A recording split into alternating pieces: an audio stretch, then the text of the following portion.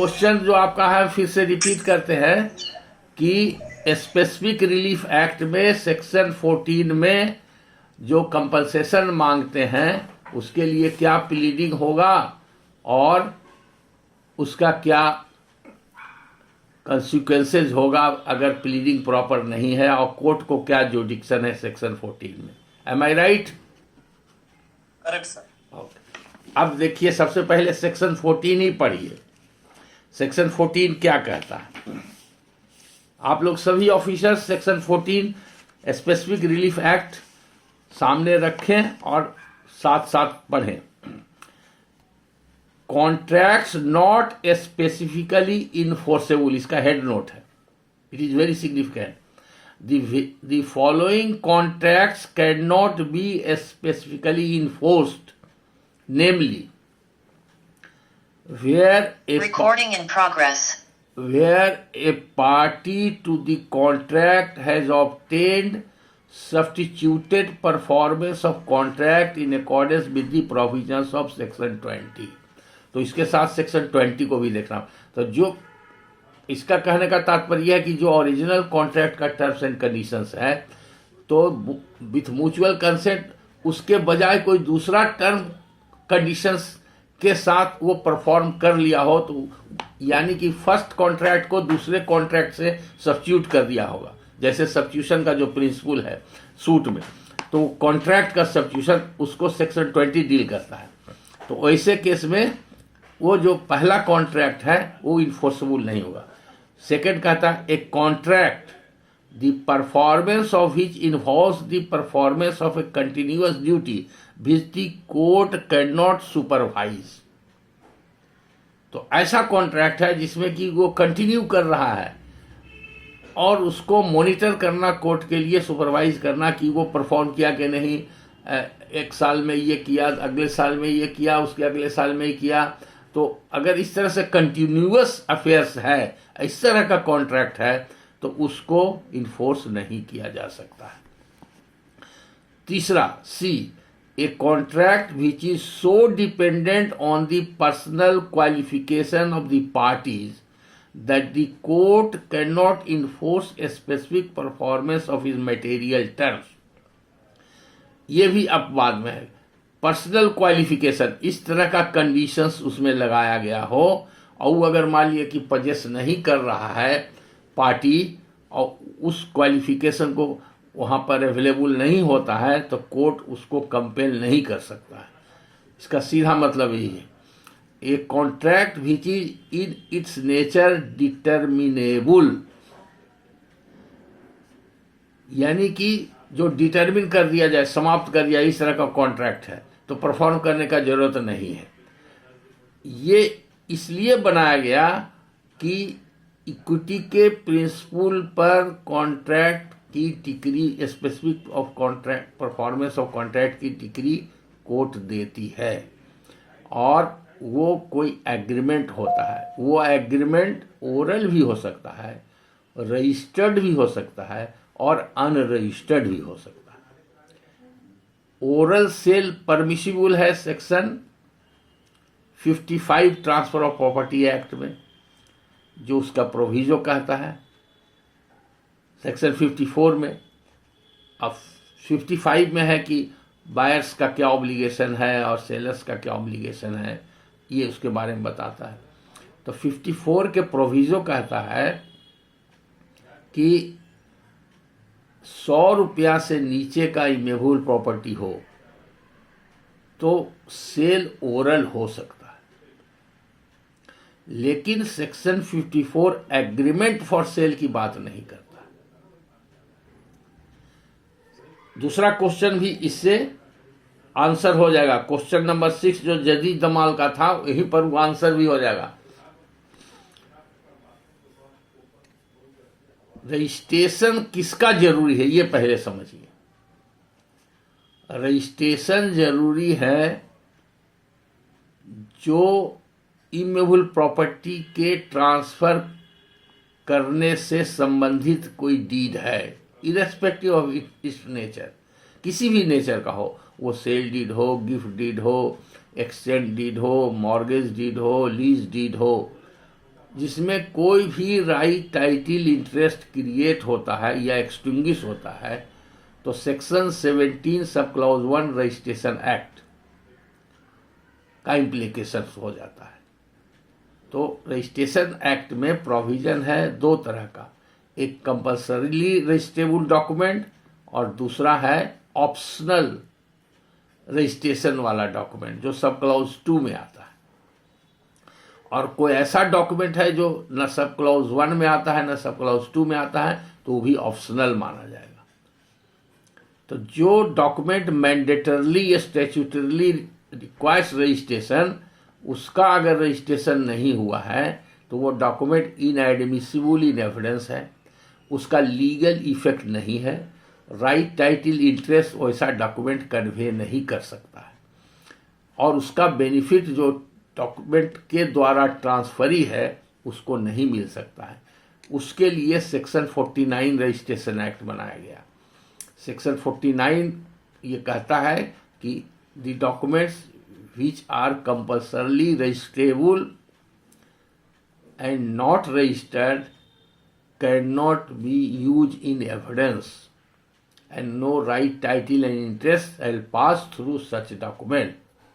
लेकिन फिर उसमें एक प्रोविजो दिया गया, वो प्रोविजो कहता है कि that document may be used for limited purpose and that limited purpose is collateral purpose. And what is collateral purpose? Collateral purpose is कि who were the parties to the document and what is the date of document and what was the nature of the document. Only 3 points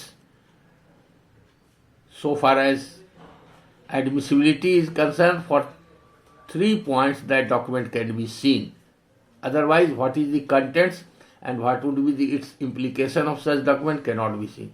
वो document सिर्फ 3 collateral purpose के लिए देखा जा सकता है। ये समझ गए। अब आइए कि एग्रीमेंट फॉर सेल किस में आता है। तो agreement for cell transfer of property act के सेक्शन 54 में ही लिखा हुआ है, नीचे में ध्यान से देखिएगा।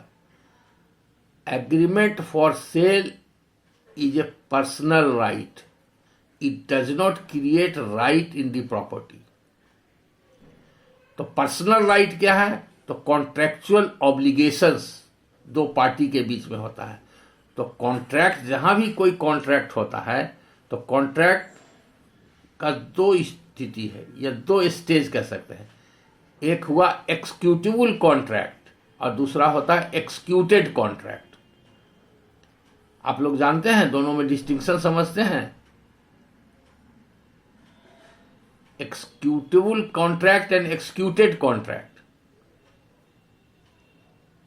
Can you make distinction? Sir, जिसका शर्तों का पालन कर दिया गया वो एक्सिक्यूटेड हो जाएगा सर, और जिसका पालन किया जाना वेरी गुड, वेरी गुड। तो आप डिस्टिंक्शन समझ गए। तो एग्रीमेंट, अब फिर एग्रीमेंट और कॉन्ट्रैक्ट का डिफरेंस भी आप जानते हैं। हर कॉन्ट्रैक्ट एग्रीमेंट होता है लेकिन हर एग्रीमेंट कॉन्ट्रैक्ट नहीं होता। ये प्रिंसिपल भी आपके माइंड में होना चाहिए। तो एग्रीमेंट कब एग्रीमेंट होगा? जब प्रपोजल होगा, उसका एक्सेप्टेंस होगा, कोई वैलिड कंसिडरेशन होगा, फॉर लॉफुल पर्पस होगा, अनलॉफुल नहीं होगा, फॉरबिडन बाय पब्लिक पॉलिसी नहीं होगा या अपोज टू पब्लिक पॉलिसी नहीं होगा, फॉरबिडन बाय लॉ नहीं होगा। तो इस तरह का जो एग्रीमेंट है वो कॉन्ट्रैक्ट हो गया।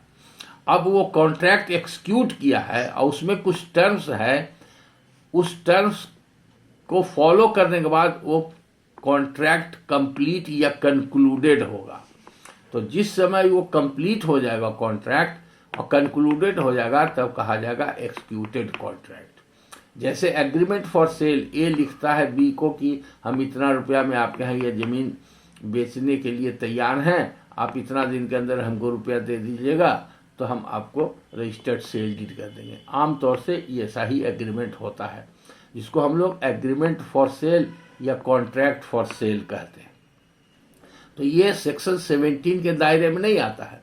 और transfer of property act section 54 से भी इंडिकेशन मिलता है कि ये राइट टाइटिल इंटरेस्ट उस प्रॉपर्टी में नहीं कन्वे कर रहा है, बल्कि ये ए ने बी के साथ कॉन्ट्रैक्ट किया तो ए के फेवर में एक पर्सनल राइट क्रिएट होता है। वो पर्सनल राइट क्या क्रिएट होता है? To compel B to execute the document by adopting the terms and conditions और by complying the terms and condition, to act upon at that terms and conditions. ये obligation B को होता है और ए को ये लीगल राइट क्रिएट करता है। तो इसीलिए कहा गया है, एक लाइन का मैक्सिम है, agreement for sale does not create right in property, rather it creates right in personam. तो पर्सनल राइट क्रिएट करता है। तो इसलिए पहला आंसर है जो क्वेश्चन नंबर 6 जदी जमाल का था, उस यहाँ पर आंसर हो रहा है। उसके हिसाब से एग्रीमेंट फॉर सेल 100 रुपीज़ का हो, 100 से बिलो का हो, 1000 का हो, करोड़ का हो, अरब का हो, दैट मेक्स नो डिफरेंस। चूंकि प्रॉपर्टी में कोई राइट क्रिएट हो ही नहीं रहा है, प्रॉपर्टी में राइट क्रिएट नहीं हो रहा है, ये पर्सनल राइट एंड ऑब्लिगेशंस की बात है, इसलिए वो वैलिड है। Unregistered agreement is a valid agreement even it relates to the properties of unlimited value. दूसरा है कि दैट हाँ बोलिए sir, what about 53A of TPA act part performance? हाँ वो यह पर आंसर कर देते हैं, उसको भी आंसर कर देते हैं, ठीक है। तो पहला सवाल हुआ कि एग्रीमेंट फॉर सेल वैलिड नहीं है, ऐसा नहीं कहा जाएगा, क्योंकि एग्रीमेंट फॉर सेल 100 रुपया से ऊपर की प्रॉपर्टी का लिखा गया, इस ग्राउंड पर इनवैलिडेट नहीं होगा, अनरजिस्टर्ड है इसके लिए। उसका एक अपवाद है जो पहले ओरिजिनल रजिस्ट्रेशन एक्ट में नहीं था। 2002 में जब फाइनेंस एक्ट आया, अमेंडमेंट आया फाइनेंस एक्ट में, तो बहुत सारा अमेंडमेंट आया। उसमें एक एक्ट से 4-5 एक्ट में अमेंडमेंट आएगा, तो रजिस्ट्रेशन एक्ट में भी अमेंडमेंट आया। और सेक्शन 17 में नया एक्ट में देखिएगा 17(1) कैपिटल ए जोड़ दिया गया। 17(1) कैपिटल ए, अगर आपके पास बुक हो तो निकालिए तो समझ में आ जाएगा। उसके बाद क्या डिफरेंस हुआ? डिफरेंस ये हो गया कि अगर कोई प्रॉपर्टी उसका वैल्यू कुछ भी हो, उसमें टर्म्स एंड कंडीशंस ये है कि हमने एग्रीमेंट फॉर सेल के बाद पजेशन दे दिया, तो possession is one of the incident of an interest in the property. Property में कई तरह का इंटरेस्ट होता है, तो वो इंटरेस्ट क्रिएट हो गया पजेशन देने से। इसीलिए जब पजेशन डिलीवरी होगा तब रजिस्ट्रेशन जरूरी है। तो जनरली पहले कोई भी एग्रीमेंट फॉर सेल में पजेशन नहीं रहता था, ये कस्टम भी नहीं है, परिपाटी भी नहीं है, लॉ भी का भी रिक्वायरमेंट नहीं है। लेकिन हुआ क्या कि जब शहरी विकास होने लगा और अर्बनाइजेशन बढ़ा, तो शहर में मल्टी स्टोरीड बिल्डिंग बनाने के लिए जो लैंड ब्रोकर, लैंड माफिया और बड़े बड़े कॉन्ट्रैक्टर्स, ये लोग क्या करते थे, कुछ पैसा दे करके और एग्रीमेंट फॉर सेल करा लेते थे, एजेंट वगैरह जो होते थे ओरिजिनल ओनर से, और उसमें लिखा देते थे कि हम पजेशन भी इनको दे दिया। और पजेशन ले करके वो बहुत दिन तक के कॉन्ट्रैक्ट परफॉर्म नहीं करता था, एक्सप्लॉइट करता था। तो एक्सप्लॉइट करने से प्रॉब्लम होने लगा। इसी को ओवरकम करने के लिए ये बनाया गया, इसी को ओवरकम करने के लिए ऐसा बनाया गया कि अगर पजेशन डिलीवर किया गया है इन pursuance of the agreement for cell and it is one of the conditions in the agreement कि हमने इनको कब्जा दखल दे दिया, तो that document is compulsorily registrable. समझ गए? अब दूसरा क्या है, part performance. Section 53 TP act क्या कहता है? सेक्शन 53 टीपी एक्ट कहता है कि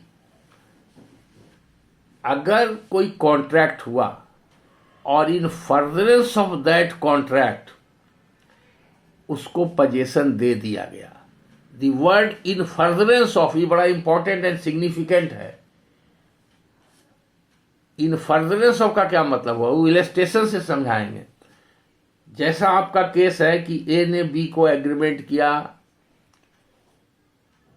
एग्रीमेंट रजिस्टर्ड नहीं है, लेकिन वो किसी तरह से एग्रीमेंट के टर्म्स एंड कंडीशन में पजेशन की बात नहीं लिखी हुई है, वो रॉन्गली या राइटली, लेकिन इन परसुएंस ऑफ दैट कॉन्ट्रैक्ट हो सकता है अंडरस्टैंडिंग हो गया, ठीक है अभी देर है, आप इसके कब्जा में आ जाइए, या एग्रीमेंट के समय भी कह दिया हो कि ठीक है इतना रुपया दे दीजिएगा तो हम आपको कब्जा दे देंगे, जो कि टर्म्स ऑफ एग्रीमेंट से पता नहीं चलता है, सब्सिक्वेंट एक्ट से पता चलता है।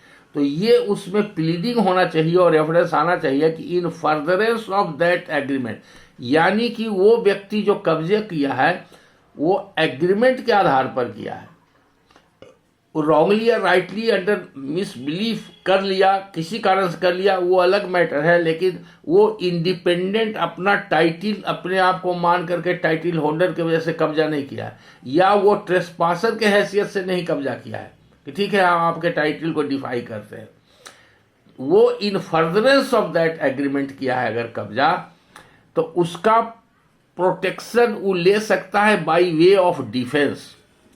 उसको कोई हटाने जाएगा तो वो प्रोटेक्शन ले सकता है।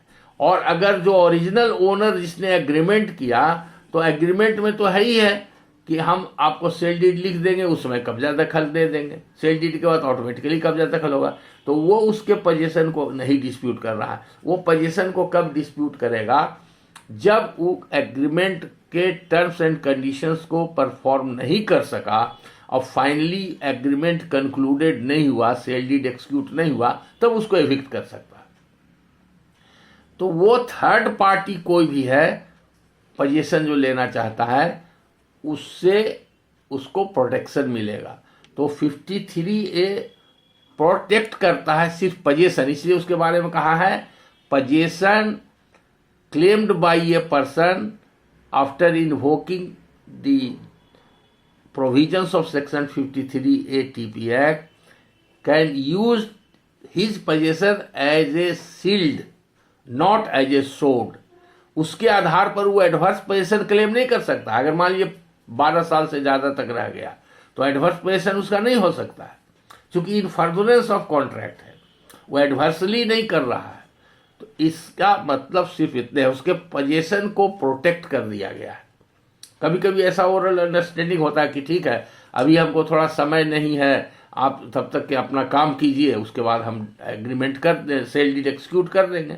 ऐसा भी केस हो सकता है। तो बोनाफाइड एंड जेन्युइन केसेज हुआ है, होते रहा है, आज भी होता है, तो प्रोटेक्ट करने के लिए दिया। तो एग्रीमेंट टू सेल के केस में दो बात इम्पॉर्टेंट है। पहला इम्पॉर्टेंट है कि अगर पोजीशन दिया हुआ है, डॉक्यूमेंट के कंटेंट से पता चलता है, तब वो रजिस्ट्रेशन जरूरी है।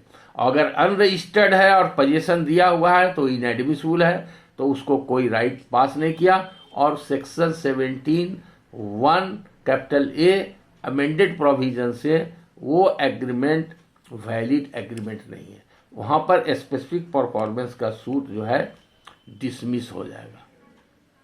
क्लियर हो गया जदी जमाल, आपको क्लियर हो गया आपका सवाल, इसमें आ गया ना? हो गया, ठीक है। तो अब आइए, और फिर से बताया जाए, आवाज नहीं आ रही थी। अच्छा, किनको किनको आवाज बताया सर? आवाज कट रहा था सर, आवाज नहीं आ रही थी हैंड टाइम में आवाज कटने लगा सर। तो बता दिया जाए, मेरी आवाज आप लोग को नहीं मिली? सब लोग को नहीं मिली? सही में नहीं मिली सर, एंड टाइम में नहीं मिली। अच्छा अच्छा अच्छा, ओ ठीक है, ठीक है। फिर से हम रिपीट कर देते हैं। आप लोग किस सिस्टम पर हैं अभी? आईपॉड है? मोबाइल पर है। मोबाइल पर है सर। मोबाइल में तो दिक्कत हो सकता है। कितने लोग मोबाइल पर हैं जुड़े हुए? बहुत लोग हैं मोबाइल पर। आपके पास तो सिस्टम है तो मोबाइल के से जुड़े हैं, मोबाइल में तो कुछ कभी कॉल आ जाता होगा। हाँ सर, बिल्कुल बिल्कुल सही कहा जा रहा है सर। हाँ। ये जूम सिस्टम जो है हम लोगों का, हाँ। या फिर फॉर दैट मैटर कोई भी वीसी का सिस्टम, वो आईपैड या लैपटॉप पर ज्यादा अच्छा चलता है। मोबाइल पर काम चलाओ ही चल पाता है, इसलिए कभी कभी बीच में डिस्टर्बेंस होती है। हाँ। नेक्स्ट टाइम लोग ध्यान रखेंगे आदित्य भाई। पार्टिसिपेंट से मैं अनुरोध करूंगा, अगर अभी भी कर सकते हैं शिफ्ट ब्रेक के बाद, तो आप प्लीज शिफ्ट कर जाएं आईपैड पर या अपने लैपटॉप पर। नहीं, ठीक है ना? अभी ब्रेक, अभी आज ब्रेक नहीं होगा, पहले ही हम बोल दिए। आपको सवाल भी आप बहुत कवर करना है, नहीं तो छूट जाएगा। जी सर, नहीं सर, कंटिन्यू रखा जाए। ठीक है सर। और जहाँ पर कोई माने नहीं सुने, ठीक है, पॉइंट आउट कर दिए। और अगर जहाँ पर कोई कंफ्यूजन हो या और कुछ विशेष क्लैरिटी की आवश्यकता हो तो बीच में आप इंटरप्ट कर सकते हैं। You are free to interrupt me, उसके बाद हम उसको फिर एक्सप्लेन। देखिए, अभी जितना हम कहे उसको फिर से हम रिपीट कर देते हैं नट सेल में, कि पहला प्रिंसिपल ऑफ लॉ ही ये हुआ, सेक्शन 54 टीपी एक्ट को पढ़ने से और रजिस्ट्रेशन एक्ट के सेक्शन 17 को पढ़ने से ये प्रिंसिपल लॉ होता है कि agreement for cell is not a compulsory registrable document.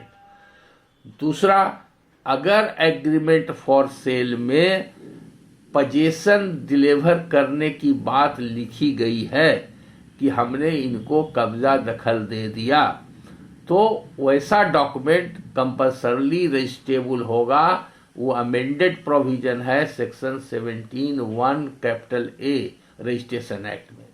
और कंपल्सरी रजिस्ट्रेबल डॉक्यूमेंट अगर नहीं रजिस्टर होता है तो वो एडमिसिबल इन एविडेंस नहीं होता है और वो ऑपरेशन में नहीं आता है, और उसके आधार पर राइट टाइटल इंटरेस्ट क्रिएट नहीं होता है, और उसका लाभ जो ट्रांसफरी है वो नहीं उठा सकता है। और वैसे डॉक्यूमेंट के आधार पर अगर कोई suit for specific performance of contract लाता है तो उसकी टिकरी नहीं होगी, सूट डिसमिस होगा। सब लोग समझ गए? आवाज सबको मिल गई? इतना ही डिस्कशन अभी तक हम लोगों ने किया था। एक क्वेश्चन था सर, एक क्वेश्चन था मेरा। हाँ बोलिए सर, अगर रजिस्ट्रेबल डॉक्यूमेंट है, हाँ, तो क्या टाइटल पास होता है एग्रीमेंट टू सेल होने पे? रजिस्टर होने के बाद प्रोसीजर को क्या पास हुआ टाइटल? आप लगता है आप भी मोबाइल पर हैं, आप भी आईपैड पे हैं। आईपैड पर तो हम तो कंटिन्यूस बता दिए थे। राइट इन पर्सोनम और राइट टू प्रॉपर्टी, दो वर्ड बोले थे, आप ध्यान नहीं दिए। Agreement for sale does not, लिख लीजिए, एकदम यही प्रिंसिपल है।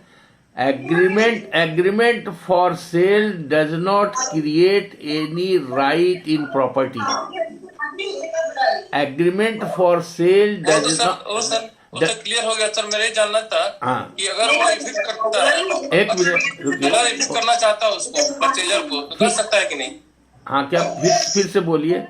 हाँ, फिर से बोलिए प्रमोद। मेरा क्वेश्चन है, अगर in pursuance of agreement to sale position has been given to the purchaser, but due to some reason the sale deed was not executed, and then the seller want to evict that purchaser, whether the purchaser has any right to protect himself from that eviction? नहीं, तो वो तो नहीं होगा, उसको तो right है ये, चूंकि कॉन्ट्रैक्ट के हिसाब से नहीं चलेगा।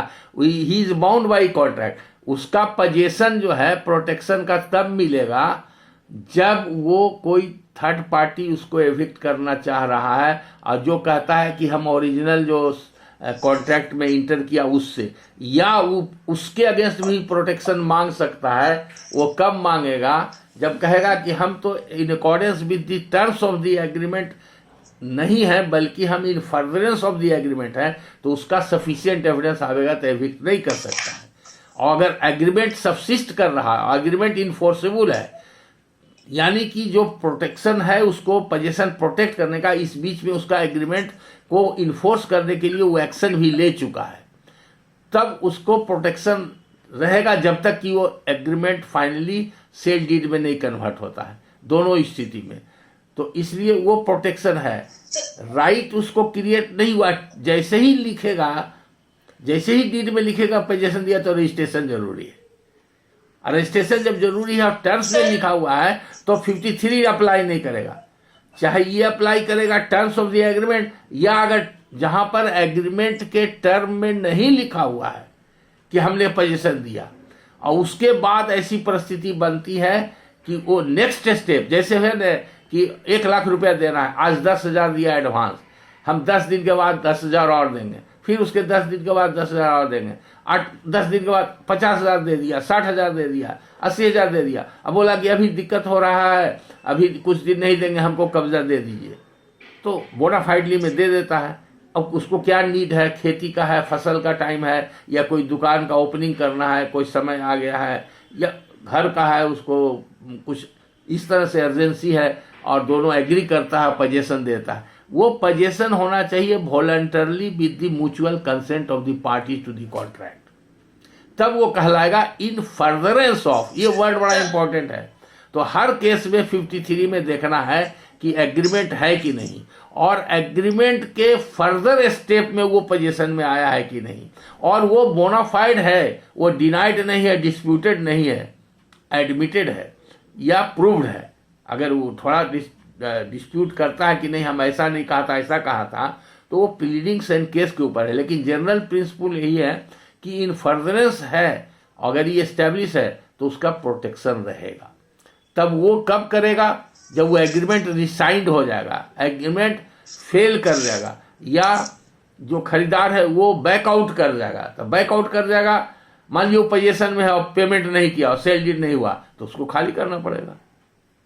तो जब तक के कि वो विलिंग है, परचेजर विलिंग है एंड रेडी है टू परचेज, तब तक उसको प्रोटेक्शन रहेगा।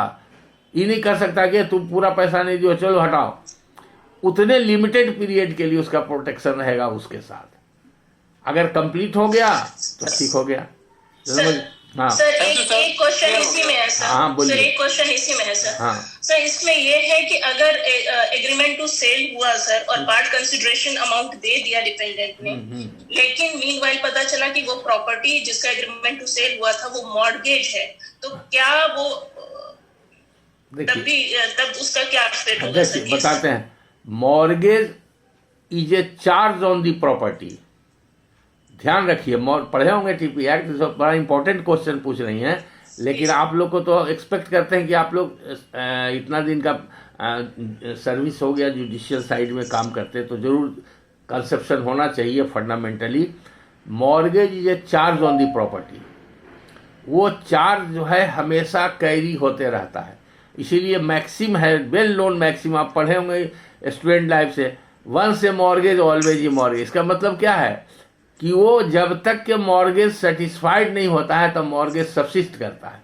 और मॉर्गेज में क्या होता है, किसी भी तरह का 6-7 तरह का जो भी मॉर्गेज है, सब में रुपया का लेन देन होता है फॉर लिमिटेड पर्पस, कि जब वो लौटा देगा तो हम प्रॉपर्टी लौटा देंगे, डॉक्यूमेंट लौटा देंगे, पोजीशन डिलीवर कर देंगे। तो जब तक रुपया का लेन देन नहीं हो रहा है, यानी कि मॉर्गेजी को पैसा देना है, मॉर्गेजर जब तक नहीं देता है तो मॉर्गेजी, अगर सुरक्षित मॉर्गेज है या मॉर्गेज बाई कंडीशनल सेल है, वो पोजीशन में रहेगा। अगर सिंपल मॉर्गेज है तो पोजीशन इमैटेरियल है, वहाँ पर पर्सनल कवेनेंट होता है। एनामोलस मॉर्गेज है, उसमें पोजीशन भी दिया जाता है, पर्सनल कवेनेंट रहता है। तो अलग अलग टाइप का मॉर्गेज है। एक होता है mortgage by deposit of title deed, जिसको इक्विटेबल मॉर्गेज कहते हैं, सेक्शन 58 सब क्लॉज एफ में। तो सब में एक ही चीज रहता है, वो चार्ज रहता है। तो मान लीजिए ए ने बी को मॉर्गेज किया और उसके बाद फिर ए जो है उसी मॉर्गेज प्रॉपर्टी को सी के हाथ सेल कर दिया, कर सकता है, उसमें कोई, उसी तरह से ए जो है सी के एग्रीमेंट फॉर सेल कर सकता है, कोई दिक्कत नहीं है, वैलिड है। तब क्या होगा, वो चार्ज कहाँ जाएगा, अगर उसको कंसील कर लिया है, अगर वो कंसील कर लिया है तो उसकी लाइबिलिटी जो है मॉर्गेजर को रहेगी। अगर डिस्क्लोज कर दिया है तो जितना मॉर्गेज मनी है, आप पुराना डॉक्यूमेंट देखिएगा, उसमें लिखा रहेगा कि 5,000 रुपया में बेचा, 1,000 रुपया इजारेदार को खरीदार देंगे, उसके बाद कब्जा देखा इजारा छुड़ा लेंगे, ऐसा समय मिलेगा। तो वो सेट ऑफ हो जाता है कंसिडरेशन में। तो जहां पर वैलिड ट्रांजैक्शन है, जेन्युइन एंड बोनाफाइड ट्रांजैक्शन है, मॉर्गेज प्रॉपर्टी का सेल वगैरह, गिफ्ट, जो भी चाहे कुछ भी हो सकता है. It does not put any embargo in the transaction and exercising right to property of the real owner. Mortgage हमेशा उसके ऊपर हावी रहता है.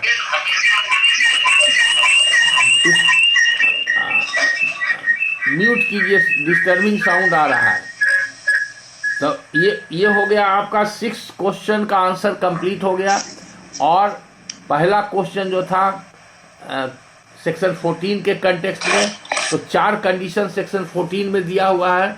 और सेक्शन 20 एक इसी के रेफरेंस में सेक्शन 20 भी आता है. वो सेक्शन 20 को भी हम लोग देख लें, सेक्शन 20 क्या कहता है, तब आगे बढ़ेंगे. ये substituted performance of contract. Book आप लोग निकाल लीजिए, टेक्निकल है इसलिए लाइन बाई लाइन पढ़ेंगे, और इसके बाद कोई सवाल होगा तो आप पूछिएगा. Without prejudice to the generality of the provisions contained in the Indian contract act. ये जब भी हम लोग कोई सूट की बात करते हैं जिसमें प्रॉपर्टी का ट्रांजैक्शंस है, और जहाँ पर एग्रीमेंट और सेल और किसी तरह का डॉक्यूमेंट की बात होती है, तो प्राइमरी लॉ तो कॉन्ट्रैक्ट एक्ट ही है ना.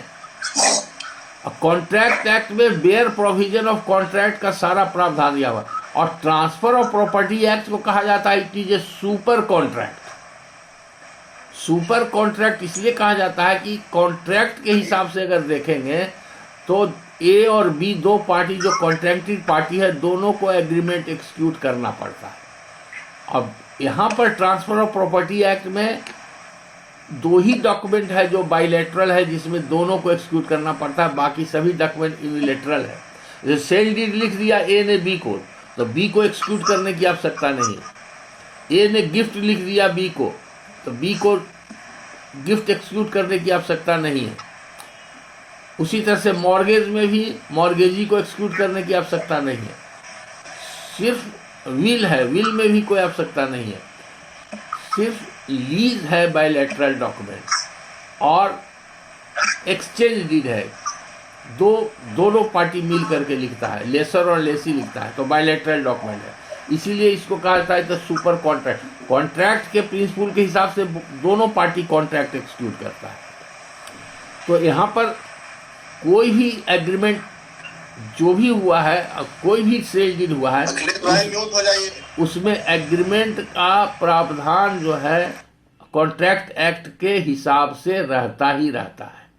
तो कॉन्ट्रैक्ट एक्ट के विदाउट प्रिजुडिस से ये ओपनिंग लाइन है, without prejudice to the generality of the provisions contained in the Indian contract act 1872 and except as otherwise agreed upon by the party.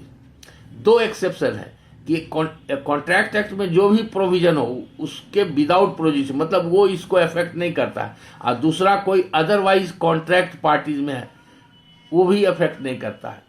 Where the contract is broken due to non performance of promise by any party, the party who suffers by such breach shall have the option of substituted performance through a third party or by his own agency and recover the expenses and other costs actually incurred, spent or suffered by him from the party committing such breach.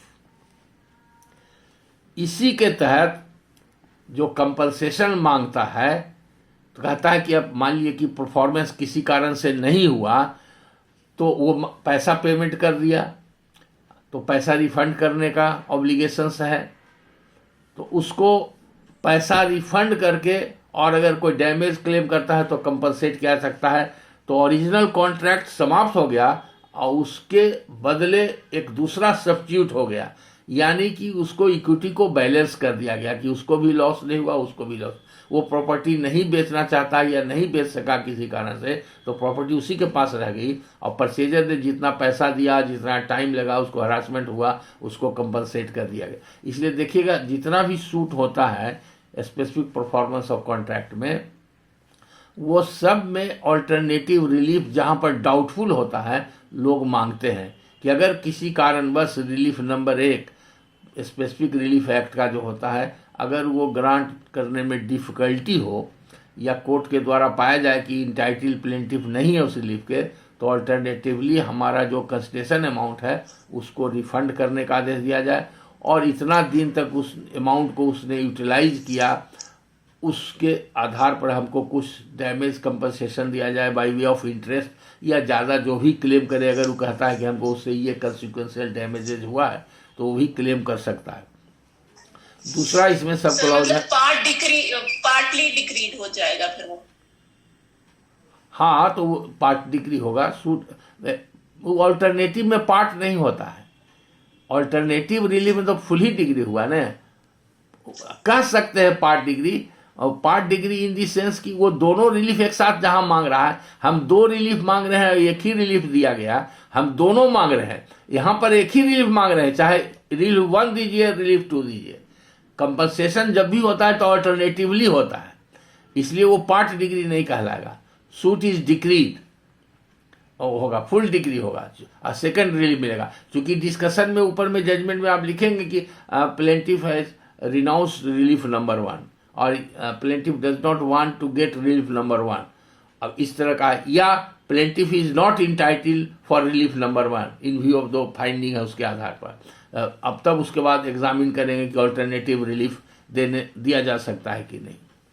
दूसरा sub clause का कहता है no substituted performance of contract under section 1 shall be undertaken unless the party who suffer such breach has given a notice in writing of not less than 30 days to the party in breach, calling upon him to perform the contract within such time as specified in the notice, and on his refusal or failure to do so, he may get the same performed by a third party or by his own agency. तो इसमें notice देना बहुत जरूरी है।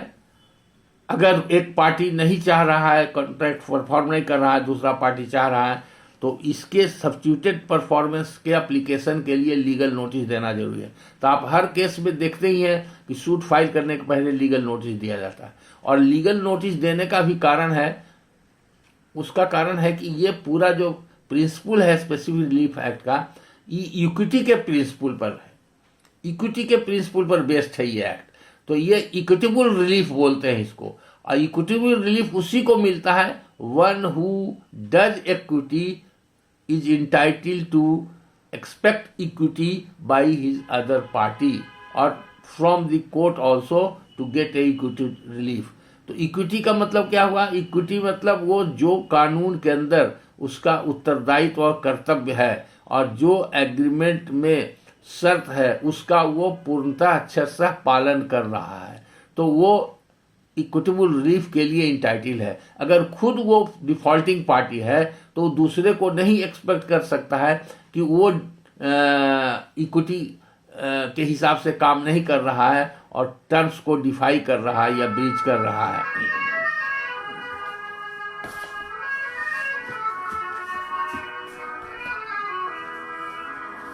बोलो बात।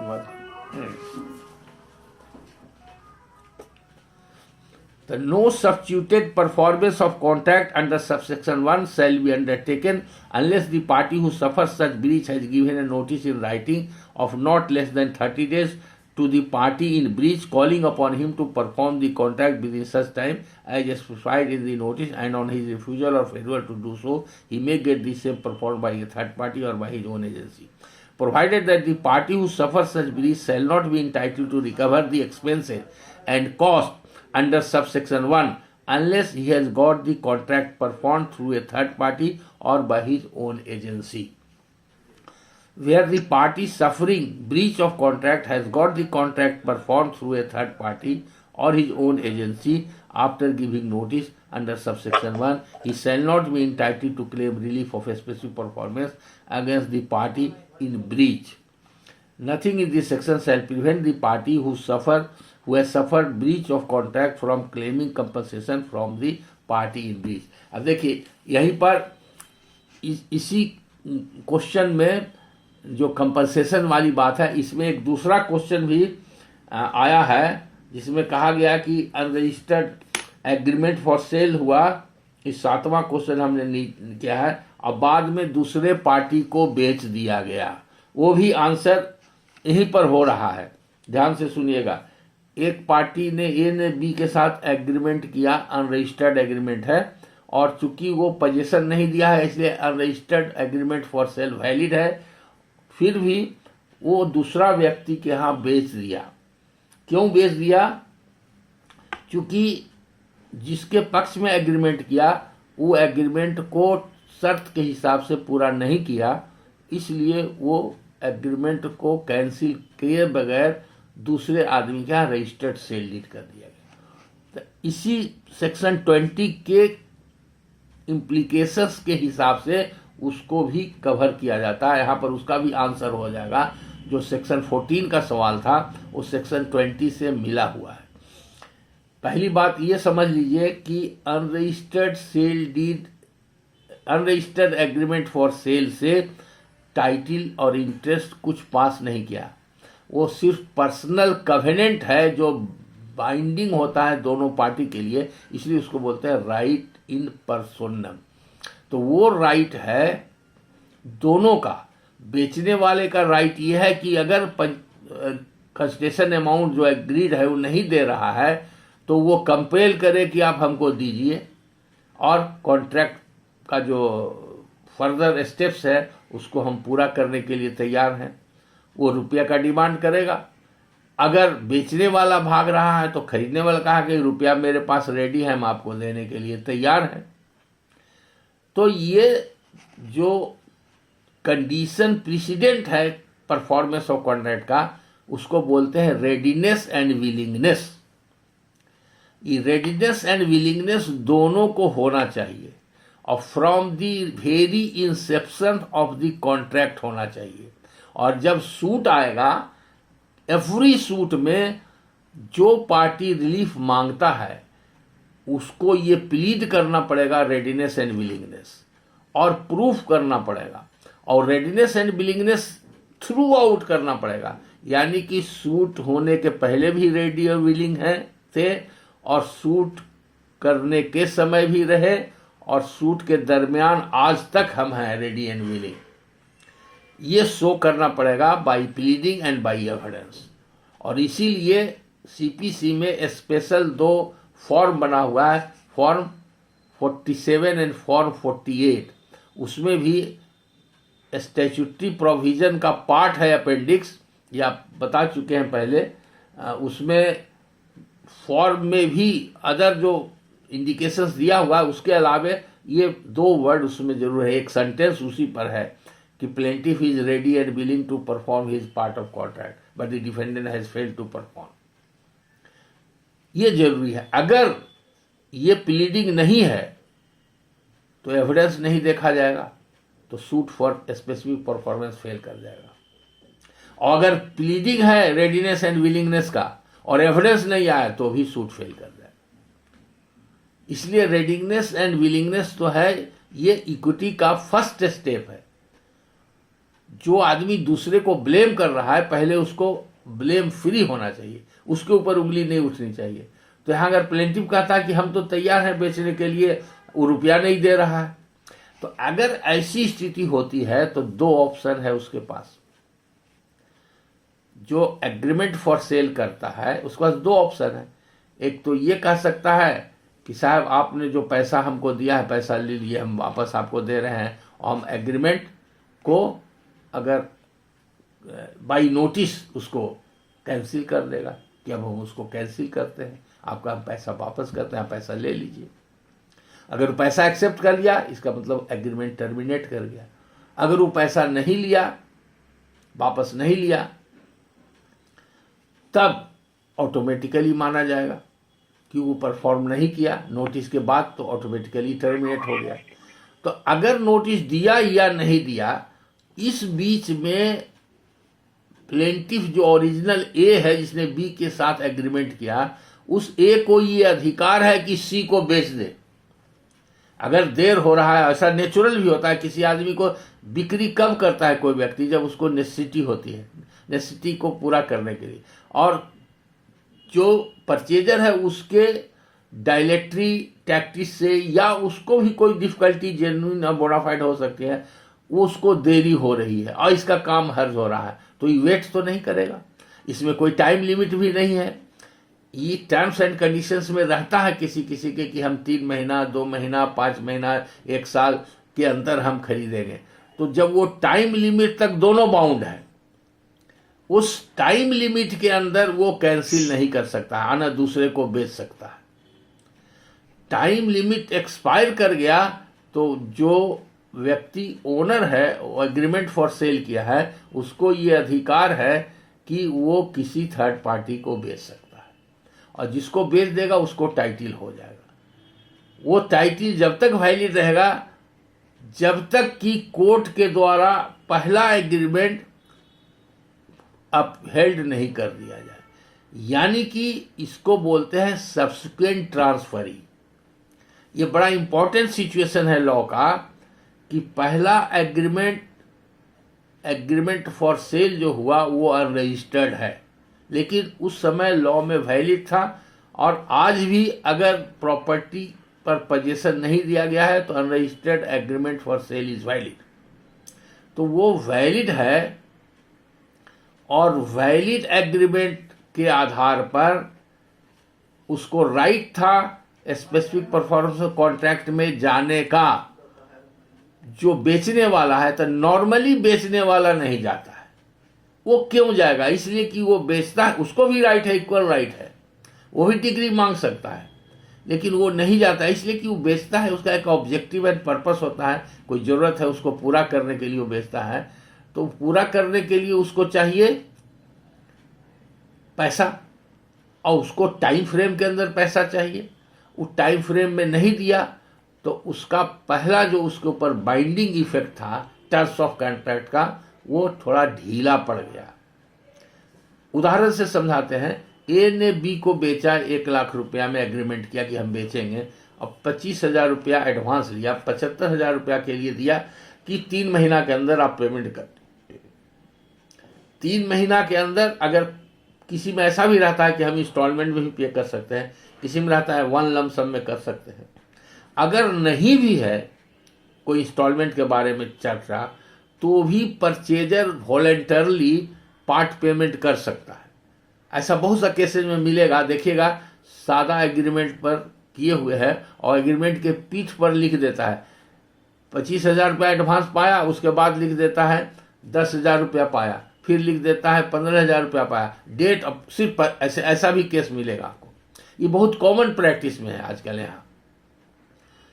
तो payment हो रहा है, टर्म्स एंड कंडीशंस में नहीं लिखा हुआ है कि हम इंस्टॉलमेंट में लेंगे और देंगे, लेकिन बाई म्यूचुअल अंडरस्टैंडिंग बोले, चूंकि वो टाइम फ्रेम के अंदर उसको पेमेंट करना है, इसका ऑब्जेक्टिव है। हाँ, ऐसा भी केस हो सकता है कि उसको जरूरत है कि हमको 1 लाख रुपया एट ए टाइम की आवश्यकता है, इसीलिए हम बेचे हैं, वो 1 लाख रुपया नहीं दिया और टाइम एक्सपायर कर गया। तो टाइम एक्सपायर करने के बाद वो इंटाइटल है या तो उसको कैंसिल कर दे।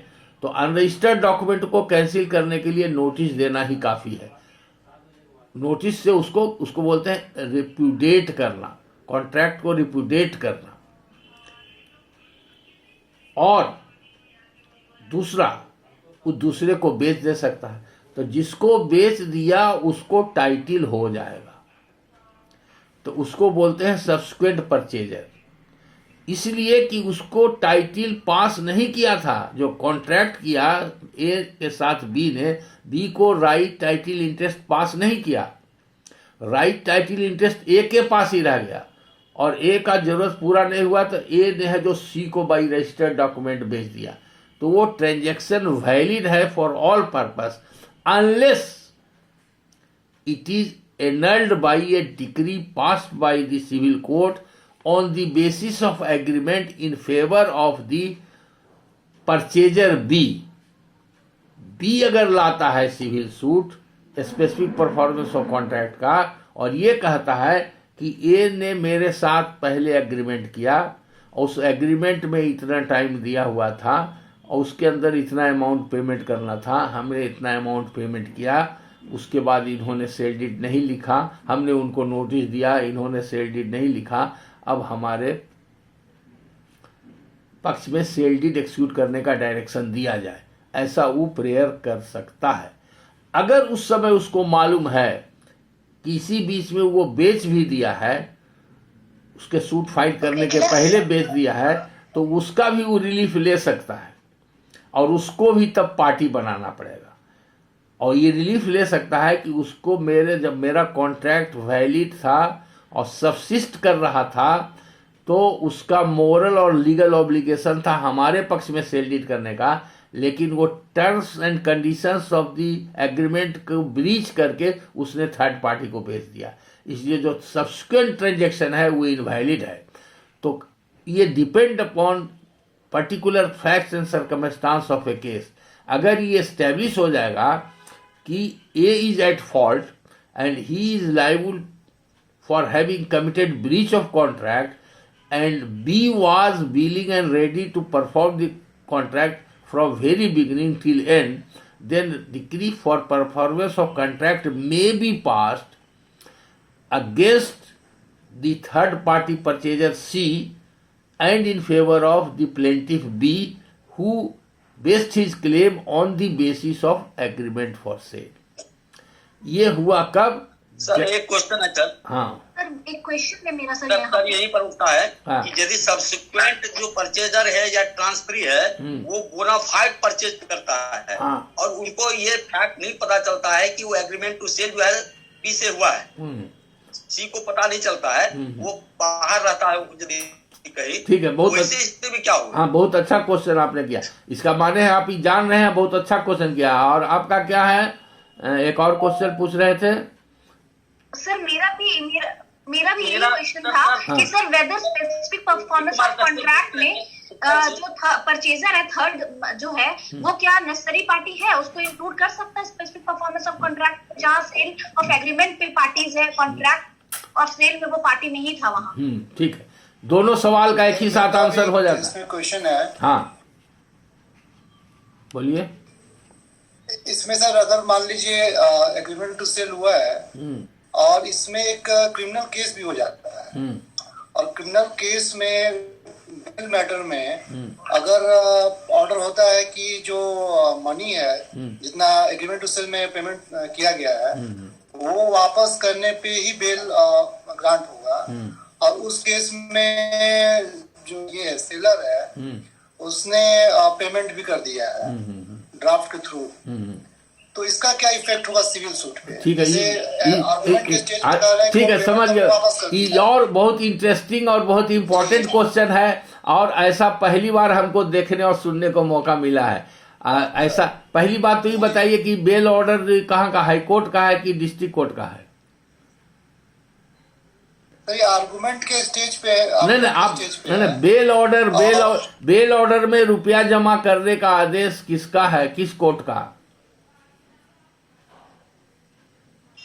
सर ये अब ये हाई कोर्ट का या सेशन का ये हम नहीं कर सकते। दूसरी बात क्रिमिनल केस किस, आप सुनिए ना, हम सवाल पूछ, आपका सवाल हम समझ गए, अब हम सवाल पूछ रहे हैं सुनिए और जवाब दीजिए।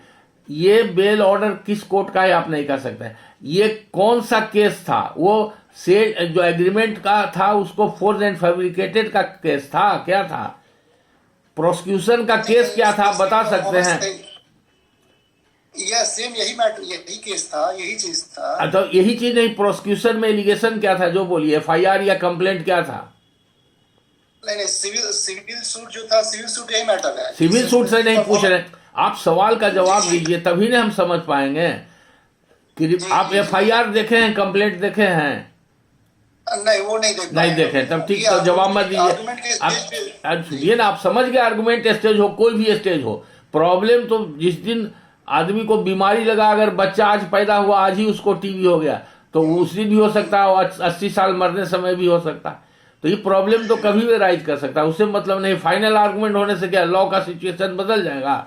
लॉ तो हर वही रहे। तो क्वेश्चन, अरे भाई आपका सवाल समझ गए, हम उसका जवाब सही देना चाहते हैं तो आप बीच में इंटरप्ट कर रहे हैं। आप सुनिए, तो आप ऑर्डर नहीं देखे हैं किस कोर्ट का है, आप कंप्लेंट नहीं देखे हैं, एफआईआर नहीं देखे हैं, आपको ये पता नहीं है कि उसी एग्रीमेंट सेल से क्रिमिनल केस राइज करता है कि दूसरे मैटर में है।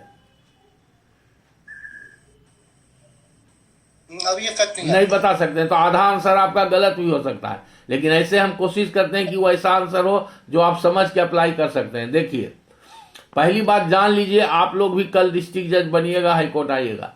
सुप्रीम कोर्ट लगातार बहुत सारे जजमेंट में कहा है कि किसी भी कोर्ट को बेल ग्रांट करने का जो पैरामीटर्स है 437 और 438 में, उसके बियॉन्ड जाने का पावर नहीं है। आजकल बहुत ऐसा हो गया है, कॉन्ट्रेक्चुअल मैटर से लोग FIR कर देते हैं, तो मैक्सिमम केस तो कैसे हो जाता है, हम लोग के पास आता है सब कैस हो जाता है। अगर बयाना में वो कहता है कि फोर्ज है, फैब्रिकेटेड है, और उसमें बेल के ऑर्डर में अगर आ गया या और कोई उसी से कंसर्निंग है और वो रुपया जमा कर दिया है, तो उसको माना जाएगा कि पेमेंट हो गया। अगर उसी ट्रांजैक्शन से सिविल केस भी अराइज करता है और क्रिमिनल केस भी अराइज करता है, इस पर ध्यान दीजिए। सिर्फ ऐसा बहुत सा ट्रांजैक्शन है कि एक ही ट्रांजैक्शन से दोनों लायबिलिटी होता है। वहां पर कुछ केसेस में, एक्सेप्शनल केस में सुप्रीम कोर्ट और हाई कोर्ट का व्यू है कि दोनों केस साइमल्टेनियसली चल सकता है, उसका बहुत फाइन डिस्टिंक्शन है।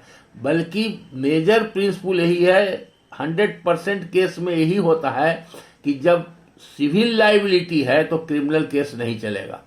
मैक्सिमम FIR और ये कंप्लेंट केस जहां चीटिंग वगैरह का होता है 420 का, कि ऐसे करके धोखा देके करा लिया प्रॉपर्टी से संबंधित सेल डीड या गिफ्ट डीड या एग्रीमेंट फॉर सेल, वो सब कंप्लेंट या FIR केस हो जाता है।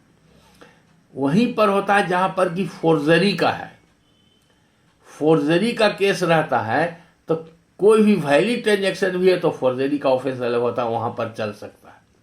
तो वहां सिविल केस भी चल सकता है और क्रिमिनल, तो दोनों तरह का जजमेंट है हाई कोर्ट सुप्रीम कोर्ट का। यहां पर उससे आपको मतलब नहीं है। एक जानकारी के लिए बता दिया, कभी भी बेल ऑर्डर में ऐसा कंडीशंस नहीं लगाना चाहिए, इसको बराबर डिप्रिकेट किया है सुप्रीम कोर्ट ने। और कई बार हाई कोर्ट को ऑर्डर को क्वेश्चन भी किया है, बेल में ग्रांट कर दिया कंडीशनल।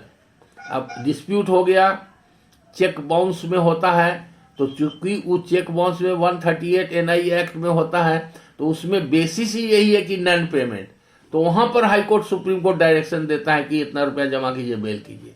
तो कौन सा मैटर था, इसलिए आपका जो सवाल है उसका आंसर यही है कि अगर कोई क्रिमिनल केस हुआ concerning same agreement for cell जिसके लिए टाइटल सूट चल रहा है, और उसके बेल में अगर पेमेंट का हुआ कि रिफंड आप कर दीजिए पैसा, तो वो ऑर्डर और वो जजमेंट क्रिमिनल केस का सिविल कोर्ट पर बाइंडिंग नहीं होगा, पहला चीज। दूसरा चीज, वो माना जाएगा कि वो पार्टी जो बेल ऑर्डर के हिसाब से पैसा रिफंड कर दिया है, तो माना जाएगा कि एग्रीमेंट का वो परफॉर्मेंस कर चुका, पैसा उसके पास मिल चुका है। चूंकि वो एक सर्टेन ऑर्डर्स के अगेंस्ट में क्या उसका वो बेनिफिट नहीं ले सकता है।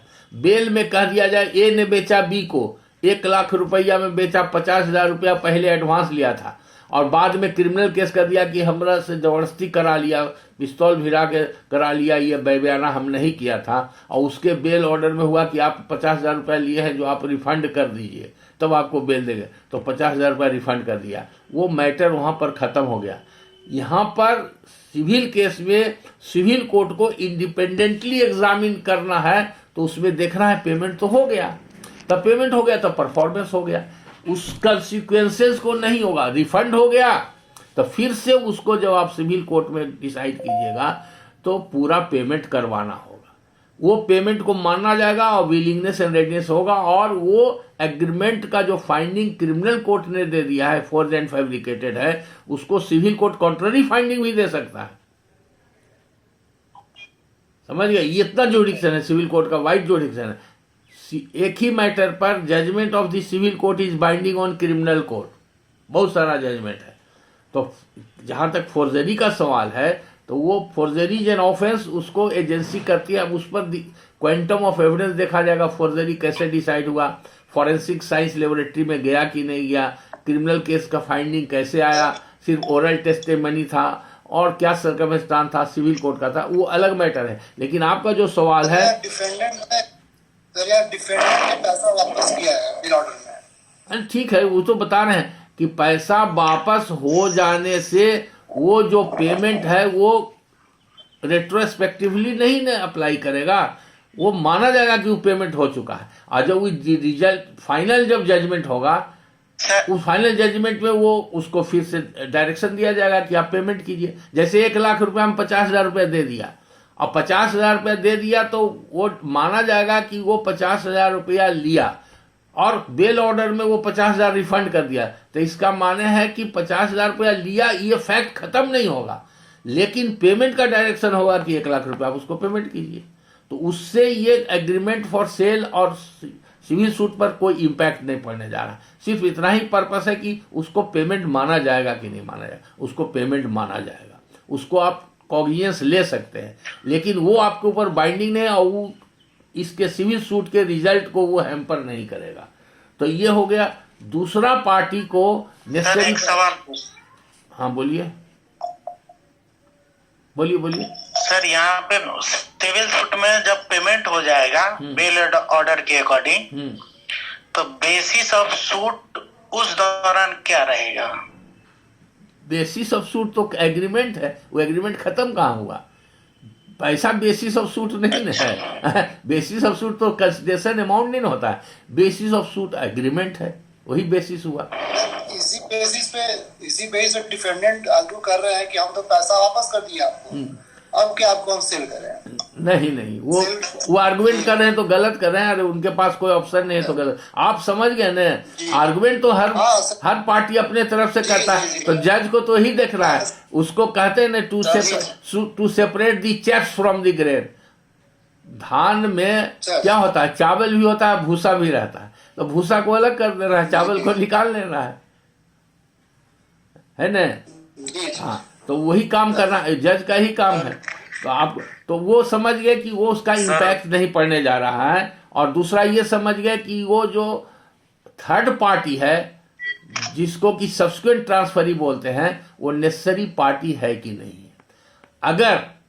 अगर डिफेंडेंट उसको नहीं बनाया गया है तो उस पर वो जजमेंट बाइंडिंग होगा कि नहीं होगा? तो वो जजमेंट उस पर बाइंडिंग होगा। उसका डीड इम्प्लाइडली समझा जाएगा कि वो सेटिसाइड हो गया। तो दोनों तरह का केस मिलेगा। अगर जो परचेजर है उसको मालूम हो गया कि हमारा वेंडर हमारे से एग्रीमेंट किया लेकिन सेल दूसरे के लिए किया, सूट करने के पहले उसको मालूम हो गया, तो उसको वो पार्टी बना देगा। अब पार्टी बना देगा तो कंटेस्ट करेगा, तो ज़्यादा कोर्ट के लिए सुविधाजनक है, वो फाइंडिंग देगा। अगर वो समझता है कि ये एग्रीमेंट वैलिड है और जो प्लेंटिफ परचेजर आया है एग्रीमेंट के आधार पर, उसने अपना रेडीनेस एंड विलिंगनेस शो किया है, उसने कोई ऐसा काम नहीं किया जिससे कि उसको डिसएंटाइटल किया जाए, तो उसके पक्ष में स्पेसिफिक परफॉर्मेंस की डिक्री हो जाएगी। स्पेसिफिक परफॉर्मेंस की डिक्री हो जाएगी तब सेल डीड भी रजिस्टर हो जाएगा। तो सेल डीड रजिस्टर हो जाएगा, लेकिन उसके रजिस्ट्रेशन के पहले से ऑलरेडी एक सेल डीड है जो सी के पक्ष में कर दिया था ए ने। तो उसका लीगल इम्प्लीकेशंस क्या होगा? तो उसका लीगल इम्प्लीकेशंस है कि अगर वो पार्टी है, कंटेस्ट किया है, तो उसके सामने ही जजमेंट हो जाएगा कि वो उस पर बाइंडिंग है, वो एग्रीमेंट से वो बाउंड है। मेरा सर ये कहना था सर, हाँ, कि जो बोनाफाइड परचेजर यदि है, सब्सिक्वेंट परचेजर जो अभी हम रिप्लाई कंप्लीट नहीं किए हैं। जब रिप्लाई कंप्लीट कर देंगे तो इंटरप्रेट कीजिएगा। आप सवाल के हमारे सब दिमाग में है, आपस में बात बंद कीजिए, म्यूट कीजिए, आवाज आ रही है, म्यूट कीजिए। हाँ विवेक भाई, कितना पैसा है तुम्हारे पास अभी? पैसा की बात कहाँ से आ रही है? संजय जी म्यूट कीजिए भाई। म्यूट कीजिए। हाँ, बड़ा कर दिया जाएगा कि सब्सिक्वेंट बोनाफाइड परचेजर को क्या राइट है कि नहीं? अरे ही तो बता रहे हैं, आप तो वेट नहीं कर रहे, यू आर नॉट वेटिंग। इतना बहुत ज्यादा इम्पेशेंट काहे हो जाते हैं? सुनने तो देती भाई सर, थोड़ा सा आवाज ब्रेक कर रहा। आप सब लोग म्यूट कीजिए, सब आंसर दे रहे हैं वन बाई वन। हाँ, तो वो देखिए, अब तो सवाल हो गया कि अगर सब्सिक्वेंट परचेजर पार्टी है या पार्टी नहीं है, सब्सिक्वेंट परचेजर दोनों स्थिति में उसके पास एक ही डिफेंस है, section 41 transfer of property, bonafide purchaser for value without notice, तब उसका इंटरेस्ट प्रोटेक्टेड है। तो वो सब्सिक्वेंट परचेजर को in terms of section 41 transfer of property act अपना प्लीडिंग बनाना पड़ेगा और एविडेंस देना पड़ेगा, और उसको रिवर्ट करने के लिए फिर प्लेंटिफ को एविडेंस देना पड़ेगा। अगर वो रिवर्ट कर देता है कि इसको नॉलेज था, तो वो फिर उसका सेल डीड खत्म हो जाएगा। और अगर वो एस्टेब्लिश कर देता है कि हम विदाउट नोटिस हैं, बोनाफाइड परचेजर हैं, तो उसका सेल डीड वैलिड होगा। ये डिपेंड करता है प्रूफ पर, प्रैक्टिस एंड प्रूफ पर। लॉ के हिसाब से फैक्ट जब रहेगा सामने तो प्रिंसिपल लॉ इवॉल्व होता है। तो अगर 41 का एप्लीकेशन हुआ और वो प्रूव हो गया तो उसको प्रोटेक्शन है बोनाफाइड परचेजर को, उससे वो बच जाएगा। और अगर नहीं प्रूफ हुआ तो उसका सेल डीड समाप्त हो जाएगा। वैसे स्थिति में क्या होता है कि राइट टाइटल इंटरेस्ट तो उसको पास कर गया। ध्यान से सुनिएगा, ए ने बी को किया एग्रीमेंट और ए ने सी को कर दिया रजिस्टर्ड सेल डीड। 5 साल के बाद उसको डिक्री होती है, ए को बी के पक्ष में डिक्री होती है 5 साल के बाद, तो उसका रजिस्ट्रेशन 5 साल पीछे हो जाता है। तो वो जब रजिस्ट्रेशन का डायरेक्शन होगा तो उसमें दोनों को कहा जाता है, जो परचेजर है उसको भी ज्वाइन करना पड़ेगा, सब्सिक्वेंट परचेजर को भी उसमें ज्वाइन करना पड़ता है इन परस्यूएंस ऑफ। और नहीं अगर वैसी स्थिति बनती है, सर केस लॉ होगा सर के पास। आप बात जो बता रहे हैं आप इसको नोट कर लिए, केस लॉ भी दे देंगे। पहले प्रिंसिपल समझिए, खाली केस लॉ पढ़ने से कुछ नहीं होगा, नहीं समझ पाइएगा। एक केस लॉ एक फैक्ट पर है, दूसरा केस लॉ दूसरे, कंफ्यूजन हो। बेसिक सेक्शन आप समझ जाइएगा। प्रिंसिपल ऑफ लॉ समझाने का प्रयास करते हैं हम लोग, कभी कोई रूलिंग नहीं पढ़ते हैं, और न इनिशियल स्टेज में पढ़े। जब कंट्रोवर्सी हुआ या सेक्शन समझ में नहीं आया तभी रूलिंग देखते हैं। और रूलिंग इसलिए देखना पड़ता है कि रोज नया नया एक्ट बन रहा है, नया नया अमेंडमेंट हो रहा है, और उस पर अलग अलग जजमेंट आ रहा है। तो अपने आप को अप टू डेट रखने के लिए रूलिंग देखना पड़ता है। लेकिन किसी चीज को अगर आप समझ गए तो रूलिंग की कोई आवश्यकता नहीं है। फिर भी हम आपको रूलिंग बता देंगे। सब्सिक्वेंट सर एक सवाल मेरा भी है सर। हाँ बोलिए सर, एक सवाल है इसी से संबंधित, एंसिलरी है सर। बोलिए। अगर प्रपोज्ड परचेजर जो है एग्रीमेंट फॉर सेल में वो सर्टेन पीरियड जो लिमिट किया था कितने दिन में हम पैसा दे देंगे, नहीं देता है, और सेलर जो है, सेलर को उससे हानि होती है, तो सेलर का क्या राइट है और उसकी परचेजर की क्या लायबिलिटी हो जाती है? जो आप बताए शुरू में तो आप ध्यान नहीं दिए। दोनों को अधिकार है, दोनों को अधिकार है अप्रोच करने का। जो ना सर, इसको जैसे 1 साल में कहा था कि हम 1 लाख रुपया तुमको दे देंगे, तुम अपना जमीन लिख देना। 1 साल में नहीं दिया, जिसके कारण सेलर को हार्म होती है, हानि होती है। हाँ तो कर सकता है, क्या करे? वो करेगा, डैमेज क्लेम करेगा। सर डैमेज क्लेम करेगा, या ये कहेगा कि हम दूसरे को बेच दिए हैं, उसके बाद भी वो डैमेज क्लेम करेगा। या ये कहेगा कि इनको डायरेक्शन दिया जाए कि ये पैसा पेमेंट करें और सेल डीड हमसे लिखवा लें।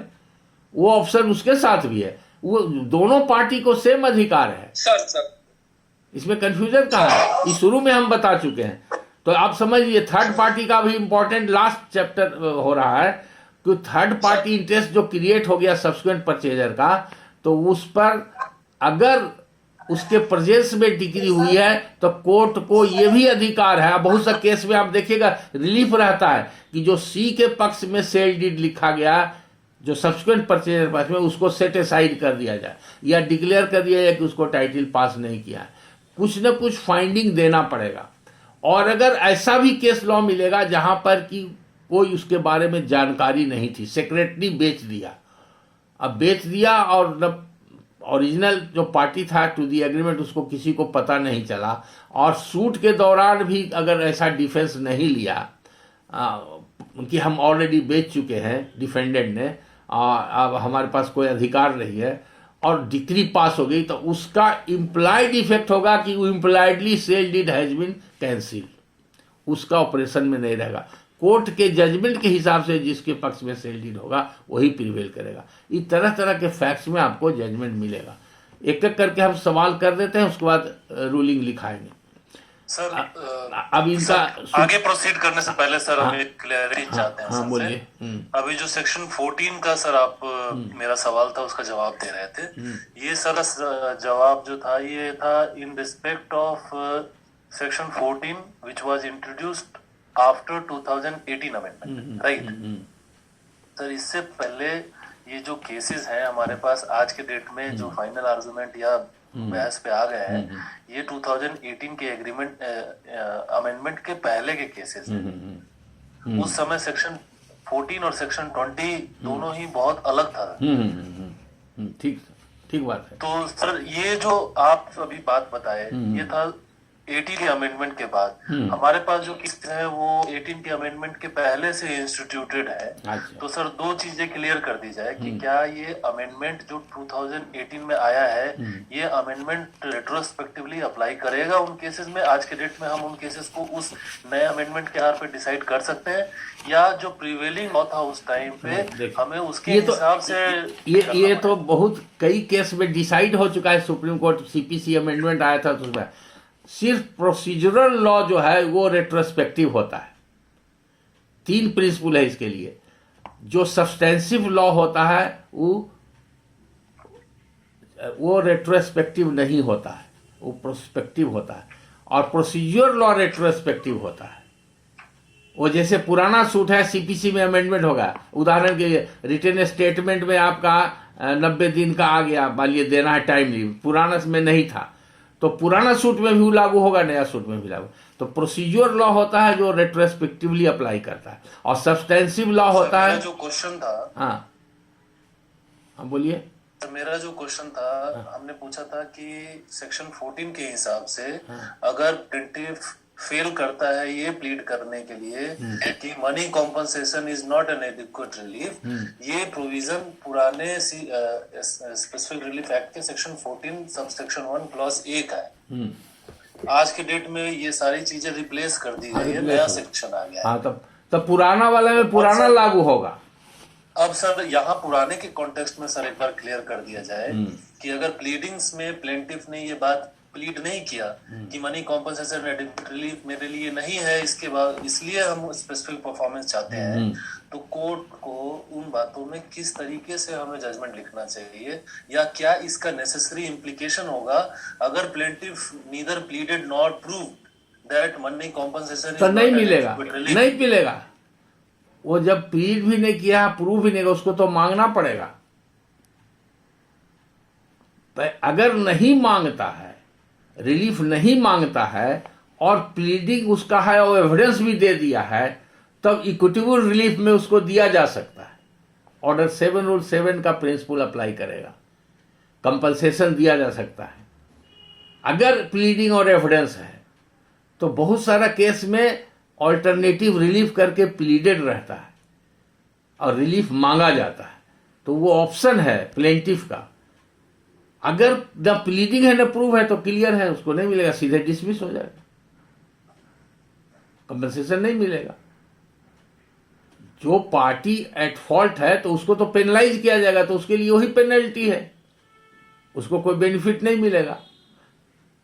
ये इक्विटेबल, इसीलिए बेसिक प्रिंसिपल है कि इक्विटी में हमेशा देखना है, इक्विटी को बैलेंस करना है, किसका इक्विटी है। तो पहला आपका आंसर हो गया कि पुराना अमेंडमेंट के पहले का जो केसेज है वो जो एग्जिस्टिंग प्रोविजन था उससे गवर्न होगा, और इसके बाद का है जो इस अमेंडमेंट से गवर्न होगा। दोनों सिचुएशन है, इसमें तो क्लियर है, आप उसको पढ़ के खुद समझ सकते हैं। Contract for the non performance of which compensation is an adequate relief. ये कंपनसेशन को एडुकेट रिलीफ माना गया है वैसे कॉन्ट्रैक्ट में जिसका परफॉर्मेंस नहीं हुआ है। ए कॉन्ट्रैक्ट विच रन्स इनटू सच मिनट्स और न्यूमरस डिटेल्स और विच is so dependent on the personal qualification, ये तो नया में भी रह गया है। Contract which is in its nature determinable, ये भी वही है। A contract the performance which involves the performance of continuous duty, ये भी तो वही है। तो इसमें कोई खास चेंजेस नहीं आया है, इसमें आया कि चेंज सिर्फ आया है वो एडिक्वेट मनी कॉम्पनसेशन वाले।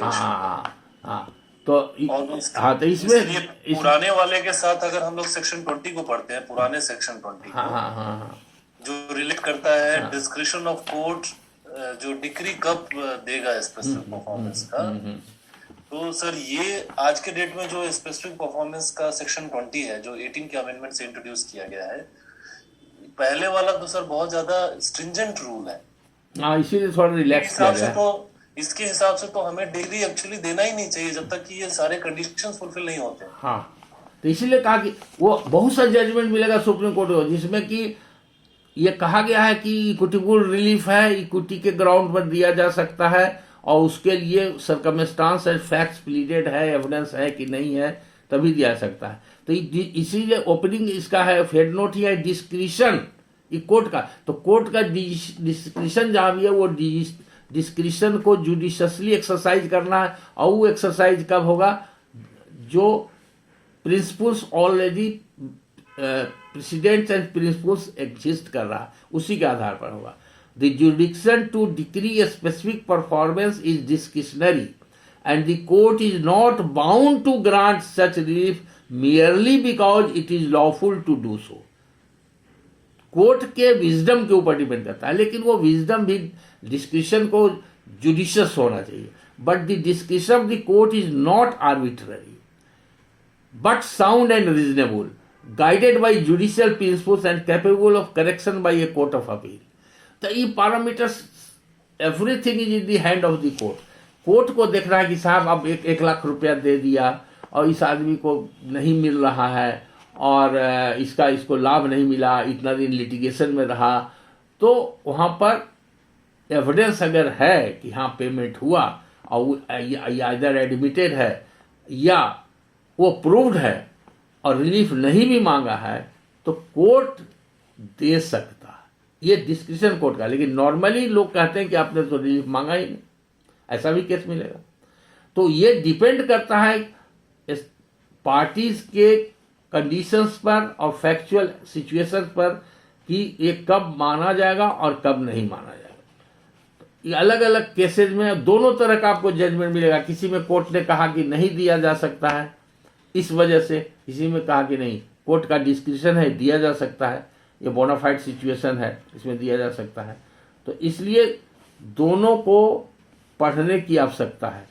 ऑल्टरनेटिव रिलीफ का तो प्रावधान है ही, ऑल्टरनेटिव दिया ही जा सकता है। तो इसलिए यहाँ पर ये क्वेश्चन आपका कंक्लूड हो जाता है कंपनसेशन वाला। और इसके बाद unilateral cancellation of sale deed या गिफ्ट डीड के बारे में आता है। तो देखिए पहला प्रिंसिपल है, ये हमने तीन क्वेश्चन को कवर कर लिया।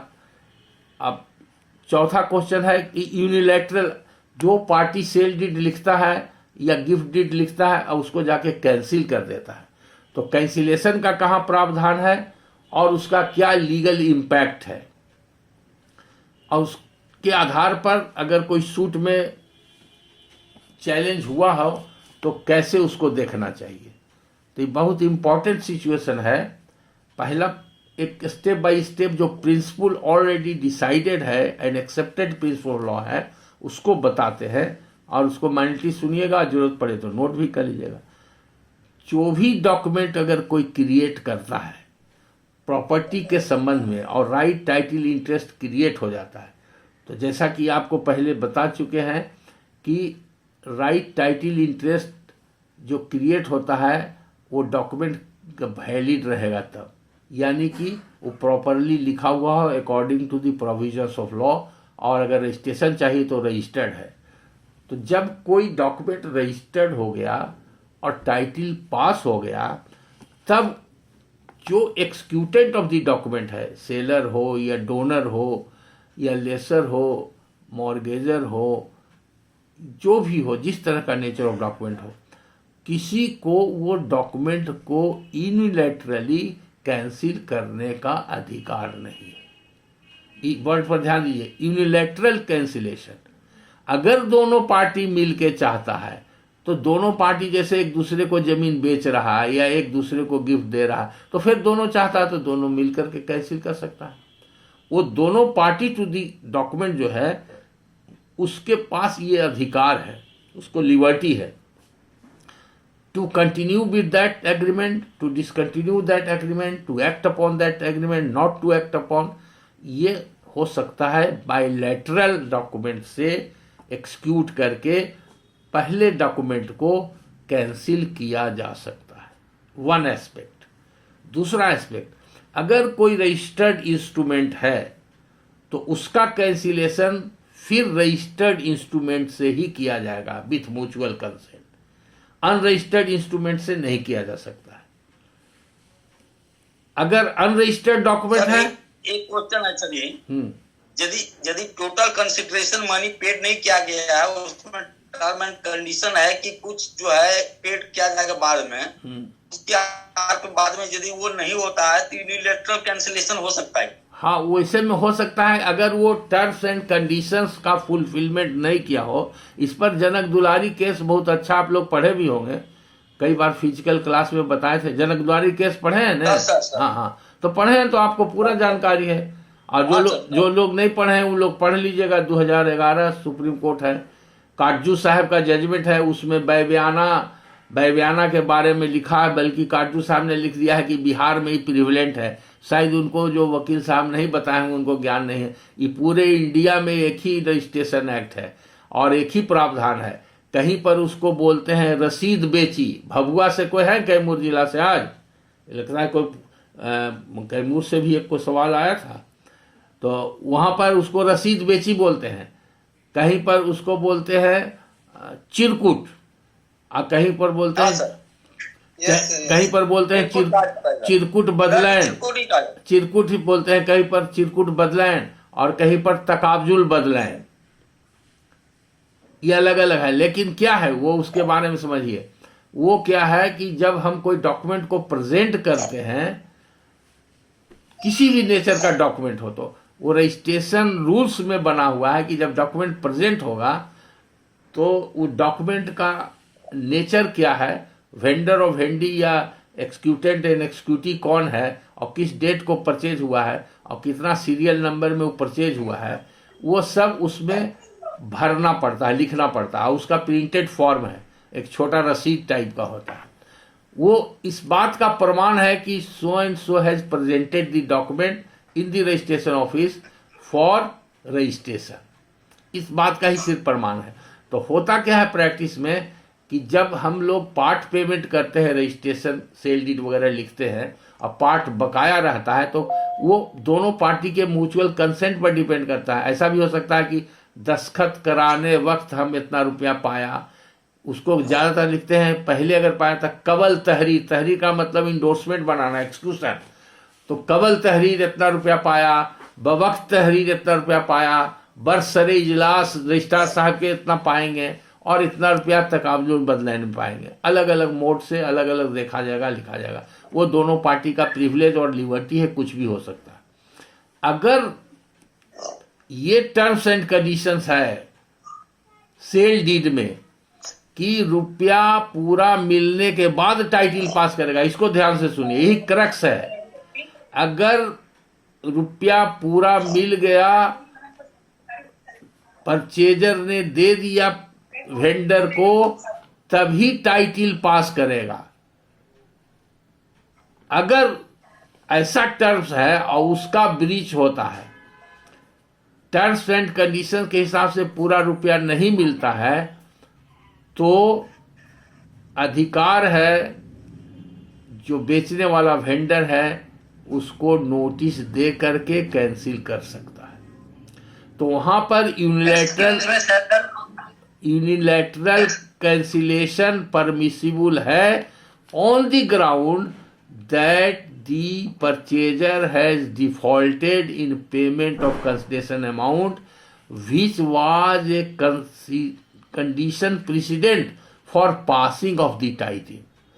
और जहां पर ये कंडीशन प्रेसिडेंट नहीं है, वो बहुत सारे सेल डीड में रहता है। उसका कई कारण है, या तो एग्रीमेंट में ऐसा रहता है दोनों पार्टी का जो वर्बल बातचीत होती है निगोशिएशन में, या तो डीड राइटर के नहीं जानकारी रहने से भी उस तरह का हो जाता है।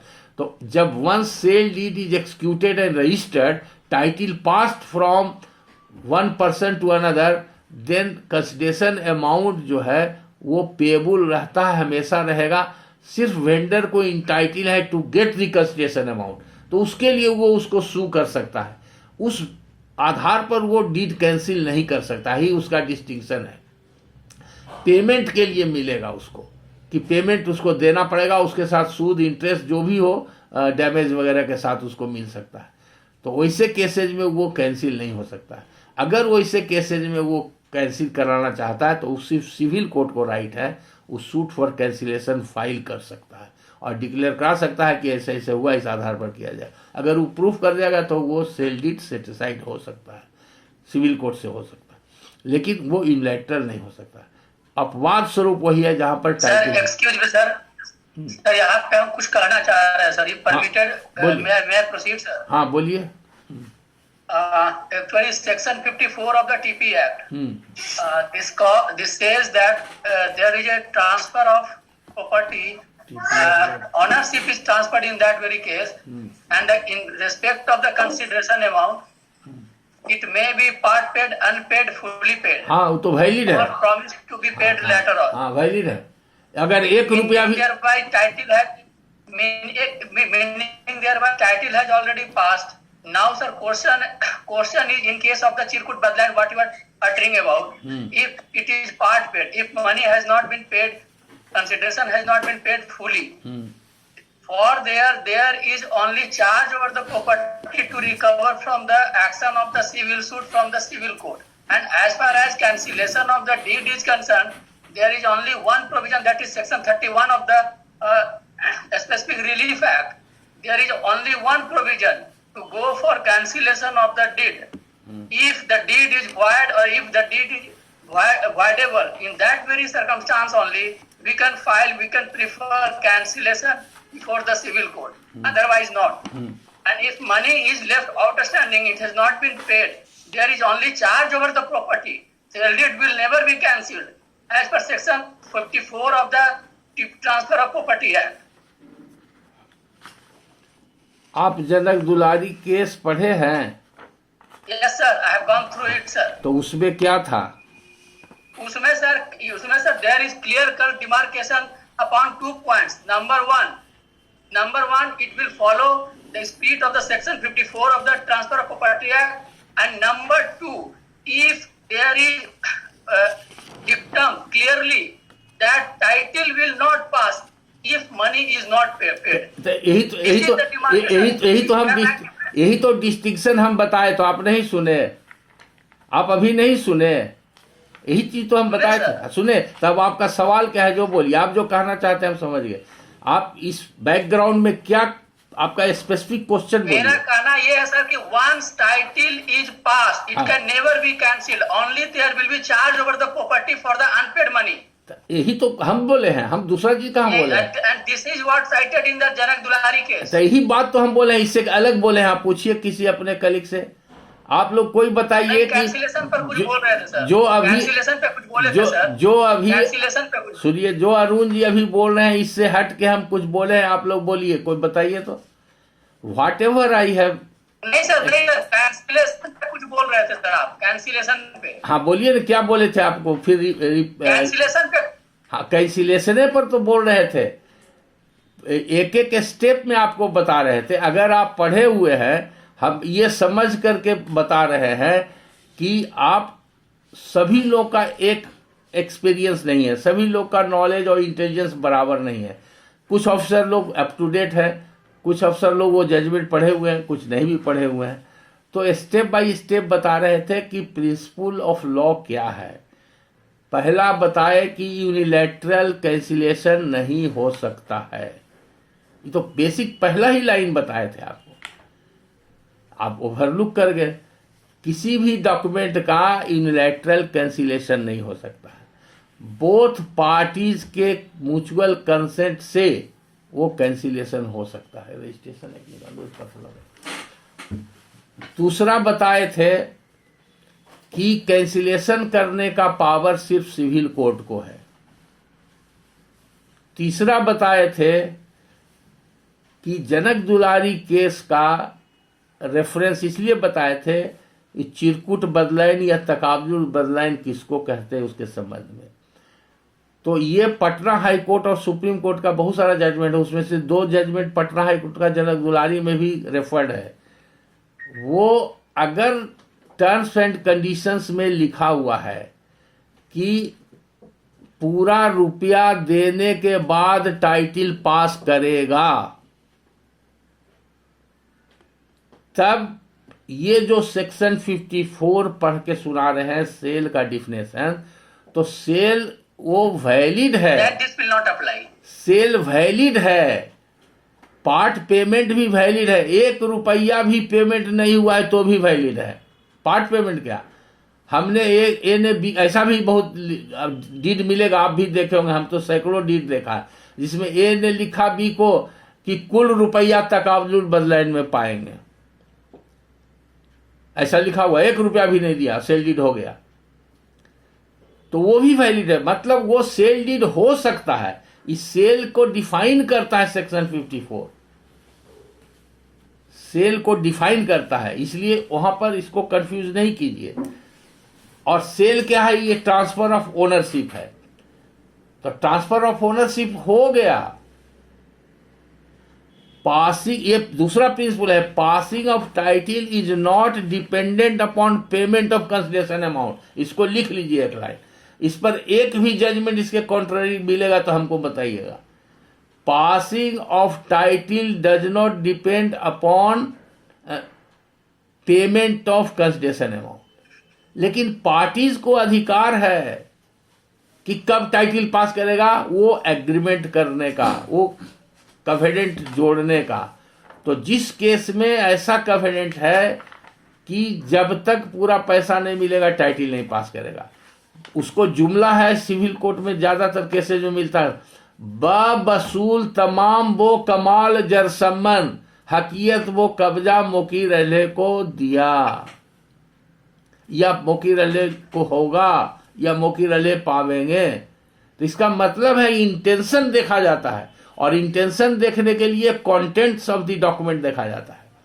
तो पासिंग ऑफ हर चीज के लिए जो एक्सिक्यूटेंट है उसका इंटेंशन क्या है, इंटेंशन पता चलेगा, कंटेंट्स ऑफ द डॉक्यूमेंट से पता चलेगा। और कंटेंट्स ऑफ द डॉक्यूमेंट से अगर ये पता चलता है कि स्पेसिफिक स्टिपुलेशन है कि आफ्टर फुल कंसिडरेशन अमाउंट वो टाइटिल पास करेगा, तो इसका माने अभी टाइटिल नहीं पास कर गया। तो इसी को कहा कि उसी में ये भी आया एक्सिक्यूटेड कॉन्ट्रैक्ट और एक्सिक्यूटेबल कॉन्ट्रैक्ट। तो वो जो सेल है वो उस समय तक कंप्लीट नहीं था इन view of the terms and condition, इसलिए टाइटिल पास नहीं किया था।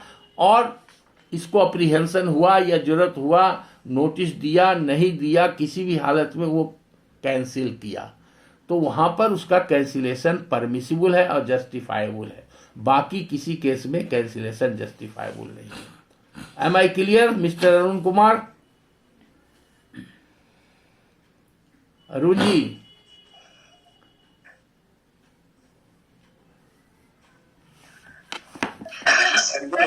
मेरा एक क्वेश्चन है कि इस तरह के केसेस में जो सेल डीड होता है, ओरिजिनल सेल डीड, वो डिफेंडेंट के मतलब वो परचेजर के पास नहीं होके वो वेंडर के पास रहता है, एंड जब वो चिरकुट लेता है, पैसा पूरा पे करता है, तभी वो ओनर परचेजर के पास वो सेल डीड ओरिजिनल आता है। तो सर अगर परचेजर जो है वो अगर वो ओरिजिनल सेल डीड को at the time of trial इस बात को प्रूफ करने के लिए प्रस्तुत करता है कि मेरे पास ओरिजिनल सेल डीड है, इसका मतलब मैंने पूरे पैसे दे दिए, तो प्रिजम्पशन क्या ड्रॉ करेंगे सर इसमें? In favour of the defendant और परचेजर ही प्रिजम्पशन जाएगा ना? ठीक है, बहुत अच्छा सवाल है। आइए आंसर उसी में है, जनक दुलारी में ही है, आप उसको फिर माइन्यूटली पढ़िएगा।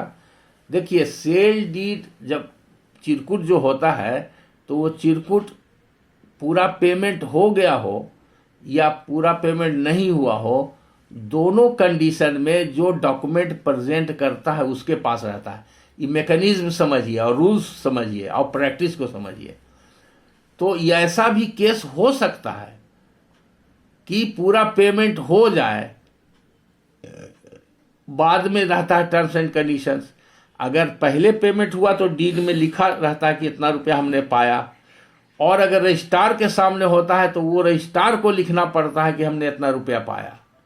और दूसरा इंडोर्समेंट रजिस्ट्रार को करना पड़ता है सेक्शन 59 रजिस्ट्रेशन एक्ट पढ़िए। सेक्शन 59 रजिस्ट्रेशन एक्ट में रजिस्ट्रार को 3 इंडोर्समेंट जब प्रेजेंट होता है रजिस्ट्रेशन के लिए, तो 3 तरह का इंडोर्समेंट का कॉलम बना हुआ है, 3 में से जो रहता है उसको लिखना पड़ता है। तो पहला है कि जो डॉक्यूमेंट एडमिट कर रहा है पार्टी, वो कहता है हमने सेल डीड किया, ये गिफ्ट डीड किया, हमने लिखा है, ये सही। दूसरा है कि अगर रुपया का कोई पेमेंट हुआ है तो कहेगा कि हाँ हमने इतना रुपया पहले लिया है, यानी कि प्रेजेंटेशन के पहले लिया है, उसको वो एक नॉलेज करेगा उसके सामने। और अगर रजिस्ट्रार के सामने कुछ रुपया दिया गया तो फिर उसको भी रजिस्ट्रार लिखेगा। तो पेमेंट के बारे में दोनों इंडोर्समेंट रजिस्ट्रार को बनाना पड़ता है सेक्शन 58 सब क्लॉज सी के हिसाब से, और तब 59 में उसको एंडोर्समेंट लिखता है, अपने हाथ से लिखता है और दस्तखत करता है रजिस्ट्रार। बहुत जगह देखिएगा कि वो स्टैंप बना हुआ है, बहुत हजारों डॉक्यूमेंट करना पड़ता है तो स्टैंप बना दिया, स्टैंप में वो लिखा हुआ है कि so and so has appeared before me and he has admitted the execution of the sale deed and rupees so and so has been paid before me by the purchaser to the seller, ये इतना लिखता है। और अगर पहले से ले लिया है तकाबुल बदलैन ये एक्सक्यूशन के पहले, तो उसमें लिखता है कि so and so has acknowledge to have received such and such amount prior to that. तो एक्नॉलेज करता है पहले के पेमेंट को भी एक्नॉलेज करता है। तो ये जो सर्टिफिकेट है रजिस्ट्रार का सेक्शन 59 में, जिसको कि 58 के हिसाब से देना पड़ता है, वो सर्टिफिकेट का सिग्निफिकेंट वैल्यू है और बेस्ट एविडेंस है पेमेंट हुआ कि नहीं हुआ उसको जज करने के लिए। तो उसके कॉन्ट्ररी अगर प्लीडिंग है और प्रूफ है तो उसको डिसबिलीव करना बहुत मुश्किल है, वो प्रिवेल करता है। उसका चूंकि वो पब्लिक सर्वेंट है, वो पब्लिक ड्यूटी में लिखा है, इसलिए उसके साथ उसका genuineness and correctness attached presumption है। तो इस लाइट में देखा जाएगा।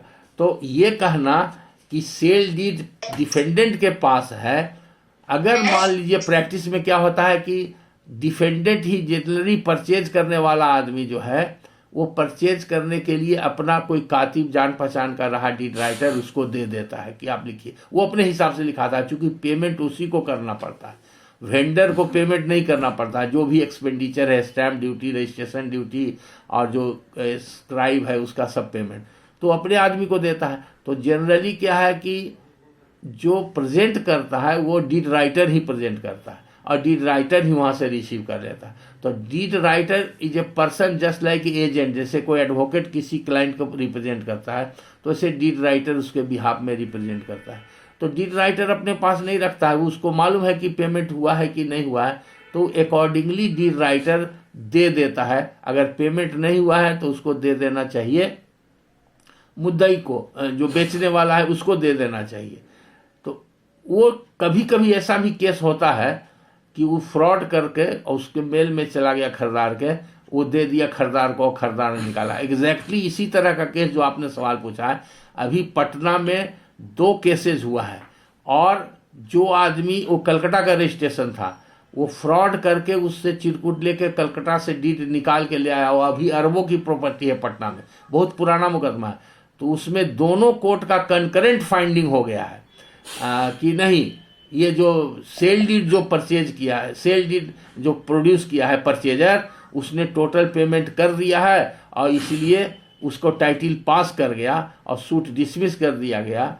वो उसका सेकेंड अपील अभी हमारे पास आया है, जो हमने एडमिट करा है। वो दोनों जजमेंट जो है वो डिफेक्टिव है, लेकिन इसी तरह का जैसा आपने सवाल किया है, तो ऐसा नहीं है कि अगर सेल डीड प्रोड्यूस कर दिया तो उससे ये प्रिजम्पशन होगा।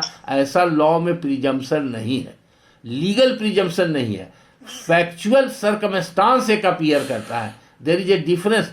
उसके पक्ष में एक सर्कमस्टांस आता है कि अगर वो पेमेंट नहीं किया तो विड्रॉ क्यों किया। विड्रॉ करने का तो उसमें एलिगेशन था कि फ्रॉड करके हमसे चिरकुट ले लिया और विड्रॉ कर लिया। तो उस तरह से उसका जवाब क्या दिया है वो फैक्ट देखना पड़ेगा। लेकिन आपका जो सवाल है कि जब प्रोड्यूस किया तो प्रिजम्पशन होगा, उसका जवाब है no, there is no legal presumption, it is a circumstance, जिसको कहते हैं मिटिगेटिंग सर्कमस्टांस है, उसके पक्ष में जाता है, और अदर एविडेंस और प्लीडिंग उसके पक्ष में है और इन कंसोनेंस है, वो प्रूव कर दिया है, तो उसके हिसाब से वो मान सकते हैं कि वो पेमेंट हो गया। लेकिन सिर्फ that is not the conclusive and exclusive evidence for payment, कि set custody of deed does not prove that payment, it has to be proved. Passive of consideration is a vital thing. It has to be proved when this is in issue, that whether payment has been made or not entirely, or title has passed. In such case, when there is a condition precedent that title would pass after payment of the entire consideration amount. इसलिए हमने कहा दो principal बताया कि it is not a condition precedent in a sale transaction that title shall pass after entire payment of entire concession amount. ऐसा कोई law में conditions नहीं है, वो पार्ट पेमेंट हो सकता है, partly paid and partly promised भी हो सकता है, या फ्यूचर में पेमेंट के लिए भी हो सकता है, कैश में भी हो सकता है, काइंड में हो सकता है। तो सेल ट्रांजैक्शन हो गया और रजिस्टर्ड जब हो गया तो टाइटल पास कर गया from the date of execution of the sale deed. लेकिन कॉन्ट्रैक्ट टू दी कॉन्ट्ररी हो रहा है, अगर स्पेसिफिक है कि टाइटल पास करेगा फुल पेमेंट के बाद और फुल पेमेंट नहीं हुआ तो उसके पास ऑप्शन है उसको नोटिस देके कैंसिल कर सकता है। लेकिन चूंकि रजिस्टर्ड डॉक्यूमेंट है तो अनरजिस्टर्ड डॉक्यूमेंट से या अनरजिस्टर्ड मेथड से नोटिस के द्वारा वो कैंसिलेशन नहीं हो सकता है, उसको रजिस्टर्ड डॉक्यूमेंट से कैंसिल करना पड़ेगा। तो उस केस में ही था, जनक दुलारी केस में 25,000 कंसिडरेशन अमाउंट या 35,000 था, उसमें 5,000 ही दिया था और बाकी नहीं दिया था, नोटिस हुआ था, तो उसने बेच भी दिया दूसरे को और कैंसिल भी कर दिया। तो जब कैंसिल कर दिया तो बेचने के लिए भी इंटाइटल है। तो ये यूनिलैटरल कैंसिलेशन से संबंधित और उससे संबंधित पासिंग ऑफ टाइटल से संबंधित और चिरकुट बदलाइन से संबंधित सारा सवाल हो गया। अब नेक्स्ट क्वेश्चन है सेक्शन 34 स्पेसिफिक रिलीफ एक्ट। इसका बहुत ज़्यादा यूज रिटन स्टेटमेंट में मिलेगा, लेकिन एप्लीकेशंस बहुत कम ही केसेज में होते हैं। तो सेक्शन 34 को पहले देखा जाए एक्चुअली क्या है सेक्शन 34 और सेक्शन 34 का यूज कहाँ पर होता है और कैसे होना चाहिए। Discretion of court as to declaration of status of rights. Any person entitled to any legal character or to any right as to any property। देखिए ये बहुत वाइड एंड जनरल है, जितना भी सिविल सूट होता है सिविल कोर्ट में वो सब में सेक्शन 34 का इम्प्लीकेशंस है और एप्लीकेशन है।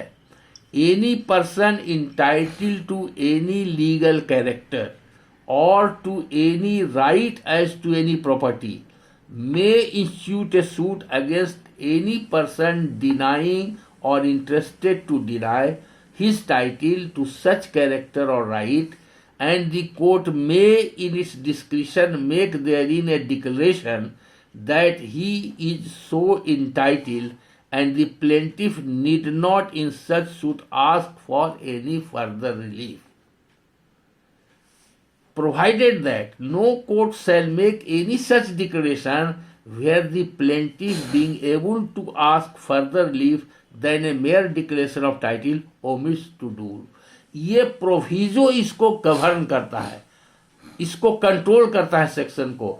सेक्शन फ्री हैंड देता है कोर्ट को कि अगर कोई आदमी राइट टाइटल इंटरेस्ट जो उसका है उसको प्रोटेक्ट करने के लिए उसके आधार पर कोई रिलीफ सीख करने के लिए इंटाइटल है, तो दूसरा वैसा व्यक्ति जो उसके राइट टाइटल इंटरेस्ट को चैलेंज करता है उसको डिसाइड करने के लिए अपने फेवर में डिक्लेरेशन लेने के लिए सूट ला सकता है।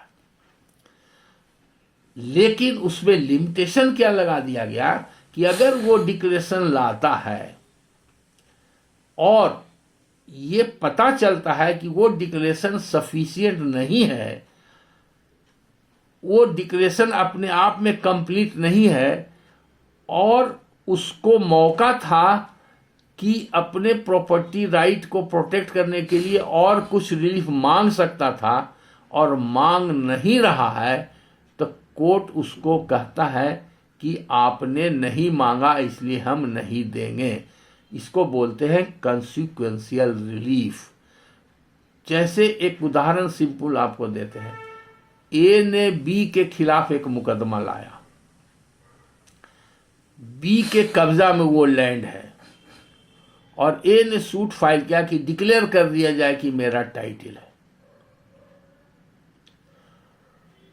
ठीक है, अब बी एस्टेब्लिश कर दिया कि हमारा पोजीशन है और ए ने ये नहीं कहा कि इनको डिस्पोजेस कर दिया जाए, ए ने नहीं कहा कि हमारा पोजीशन कंफर्म कर दिया जाए, ए ने ये नहीं कहा कि हमको decree for recovery of position दिया जाए, ए ने ये नहीं कहा कि हमारे ज़मीन पर इन्होंने कब पोजीशन लिया, कब ऑक्युपाई किया, इलीगली ऑक्युपाई किया, हिज ए ट्रेसपासर।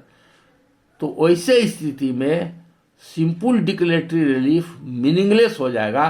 कोर्ट को डिस्क्रिशनरी राइट था, जुडिक्शन था रिलीफ देने का, लेकिन वो रिलीफ वर्केबल नहीं होगा। चूंकि प्लेंटिफ को मांगना चाहिए था रिकवरी ऑफ पोजीशन का रिलीफ और नहीं मांगा, इसलिए उसका सूट डिसमिस हो जाएगा। उसी तरह से दूसरे फॉर्म में जो सूट फ्रेम करते हैं लोग, इसी का दूसरा इंसिडेंट बताते हैं जो आजकल खूब मिल रहा है कोर्ट फी बचाने के लिए। पहला रिलीफ मांग लिया डिक्लेरेशन ऑफ राइट, और दूसरा रिलीफ मांग लिया कि डिफेंडेंट को परमानेंटली रेस्टेन कर दिया जाए परपिचुअल इंजंक्शन का।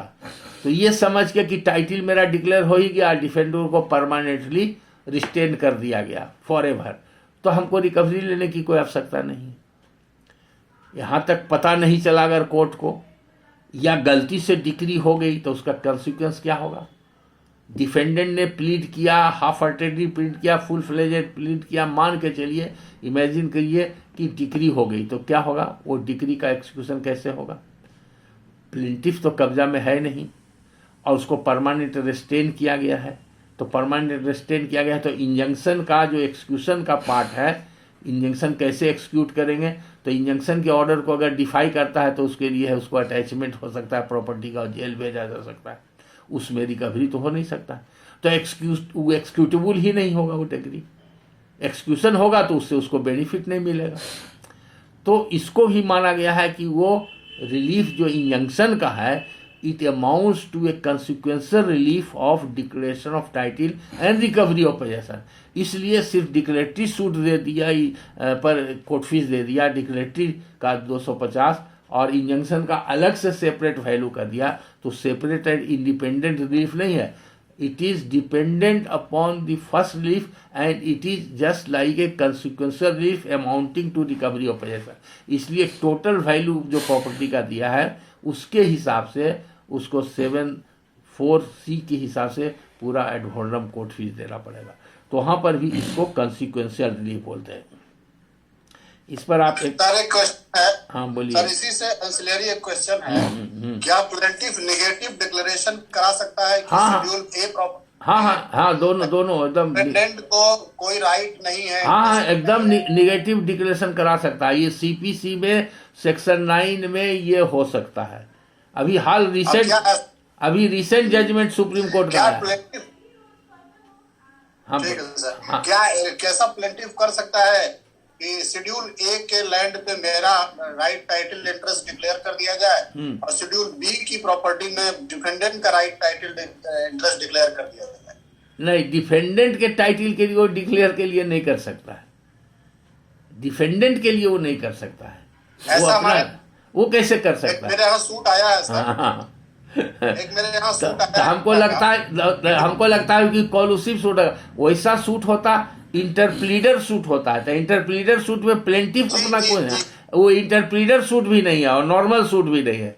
तो इसमें कुछ जरूर मिली भगत है, कुछ ये कॉलूसिव सूट लग रहा है हमको। मेरे यहाँ आया है डिफेंडेंट, उसमें कहा है कि WS दिया है कि कोर्ट प्लेंटिफ के फेवर में प्लेन के अनुसार आदेश पारित कर सकती है और बाद में कंप्रोमाइज भी आ गया है अकॉर्डिंगली। तो हम समझते हैं कि अब समय तो ज्यादा एक्सीड हम लोग कर गए हैं, है न। आपका पहला जो रूटीन के हिसाब से था 10 बजे से 11 बजे और फिर 11:30 से 12:30 बजे, तो आधा घंटा तो ब्रेक हम लोग ने नहीं लिया, कंटिन्यू किया। फिर भी 10 मिनट में हम और क्वेश्चन सब आंसर कर देते हैं आपका, वो सब शॉर्ट है आंसर। इस पर एक जजमेंट सिर्फ लिख लीजिए।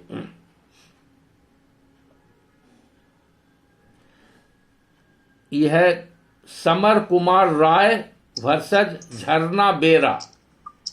समर कुमार राय वर्सेस झरना बेरा, AIR 2018, सुप्रीम कोर्ट 334।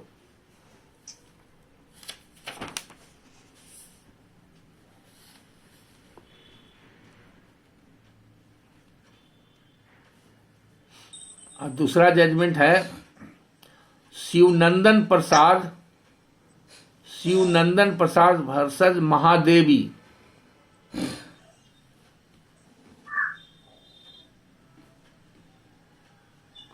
शिवनंदन प्रसाद versus Mahadevi 2018 volume 1 BLJ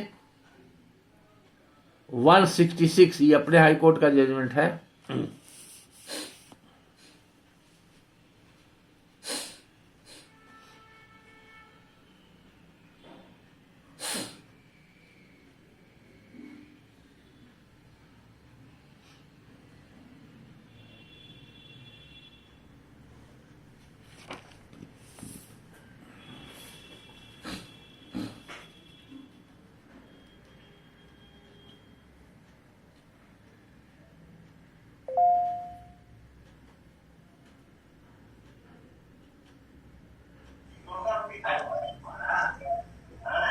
summer Kumar Rai का साइटेशन से फिर से बता दीजिए।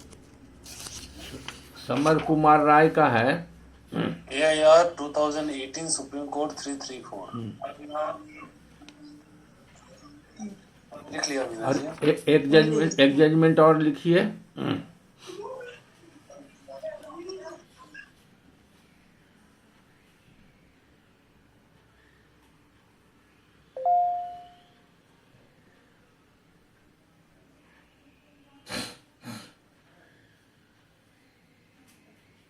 यह है विमलेश कुमारी कुलश्रेष्ठ वर्सेस संभाजी राव।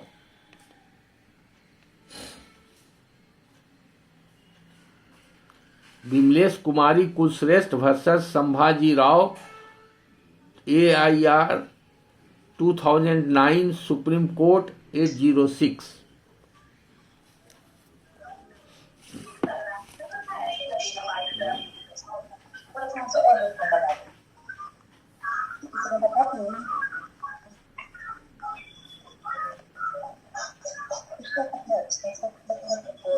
अब नेक्स्ट क्वेश्चन है जो 36 रजिस्ट्रेशन एक्ट के ऊपर है, जिसको बोलते हैं कंपलसरी रजिस्ट्रेशन। उसके बारे में जो प्रॉब्लम बताया गया, उस क्वेश्चन जो था जिस प्रॉब्लम से एसोसिएटेड, उसके कंटेक्स्ट में ही हम बता रहे हैं। पहला चीज ये जान लीजिए, रजिस्ट्रेशन एक्ट में सेक्शन 36 में जो प्रावधान है उसको बोलते हैं कंपलसरी रजिस्ट्रेशन। हिंदी में उसका क्या नाम है हम नहीं जानते हैं शुद्ध हिंदी, लेकिन उसको फारसी में कहते हैं बिल जबरिया रजिस्ट्री।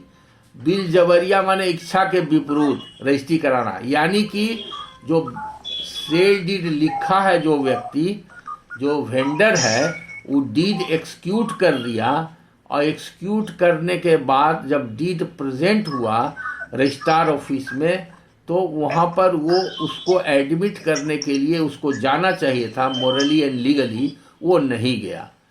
कारण जो भी हो, पार्ट पेमेंट हो, बिल्कुल पेमेंट नहीं हो, फुल पेमेंट हो, पेमेंट ऑफ कंसिडरेशन इज इमैटेरियल, वो बाद का चीज़ है, सेकेंडरी है। वो एक्सक्यूशन को एडमिट करना रजिस्ट्रार के सामने उसका उत्तरदायित्व है।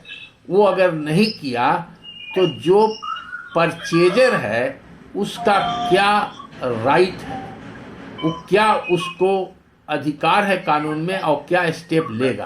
तो उसके पास सिर्फ एक ही ऑप्शन है रजिस्ट्रेशन एक्ट में कि उस सेक्शन 36 में वो कोर्ट रजिस्ट्रार जो होता है, सब डिवीजन में सब रजिस्ट्रार होता है, डिस्ट्रिक्ट में डिस्ट्रिक्ट सब रजिस्ट्रार होता है।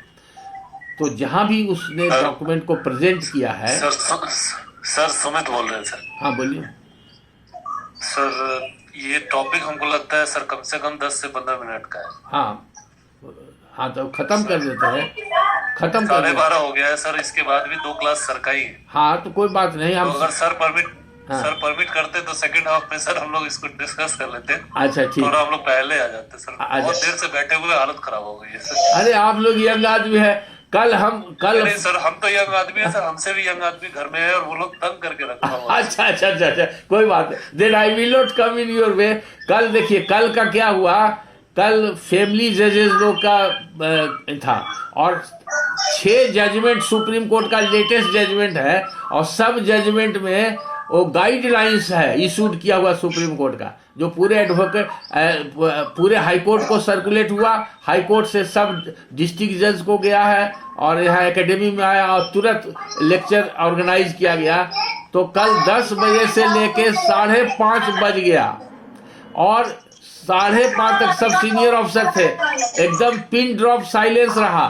और संजोग से भरत भसीन साहब चले गए थे छुट्टी में, तो मॉनिटर कर रही थी सवा आलम को आके रिक्वेस्ट करना पड़ा कि सर क्लास अब छोड़ दीजिए, सब सीनियर ऑफिसर है, थक गए। लेकिन none of the officer has interrupted me. इतना इंपॉर्टेंट एंड लाइवली डिस्कशन था, चूंकि एक जजमेंट का थ्रेडवेयर डिस्कशन था, वो कंटिन्यूअस हुआ। तो हम तो थकते नहीं हैं, आप लोग थक गए हैं, ठीक है, और डिस्टर्बेंस भी है। लंच ब्रेक कर लीजिए आराम से, फिर हम लोग 2 बजे ही मिलेंगे, 2 बजे मिलेंगे। तुम ना दवा पी रही हो ना कुछ कर रही हो। हाँ 2 बजे मिलेंगे, ठीक है सुमित जी, ठीक है, ओके। दिमाग का खराब,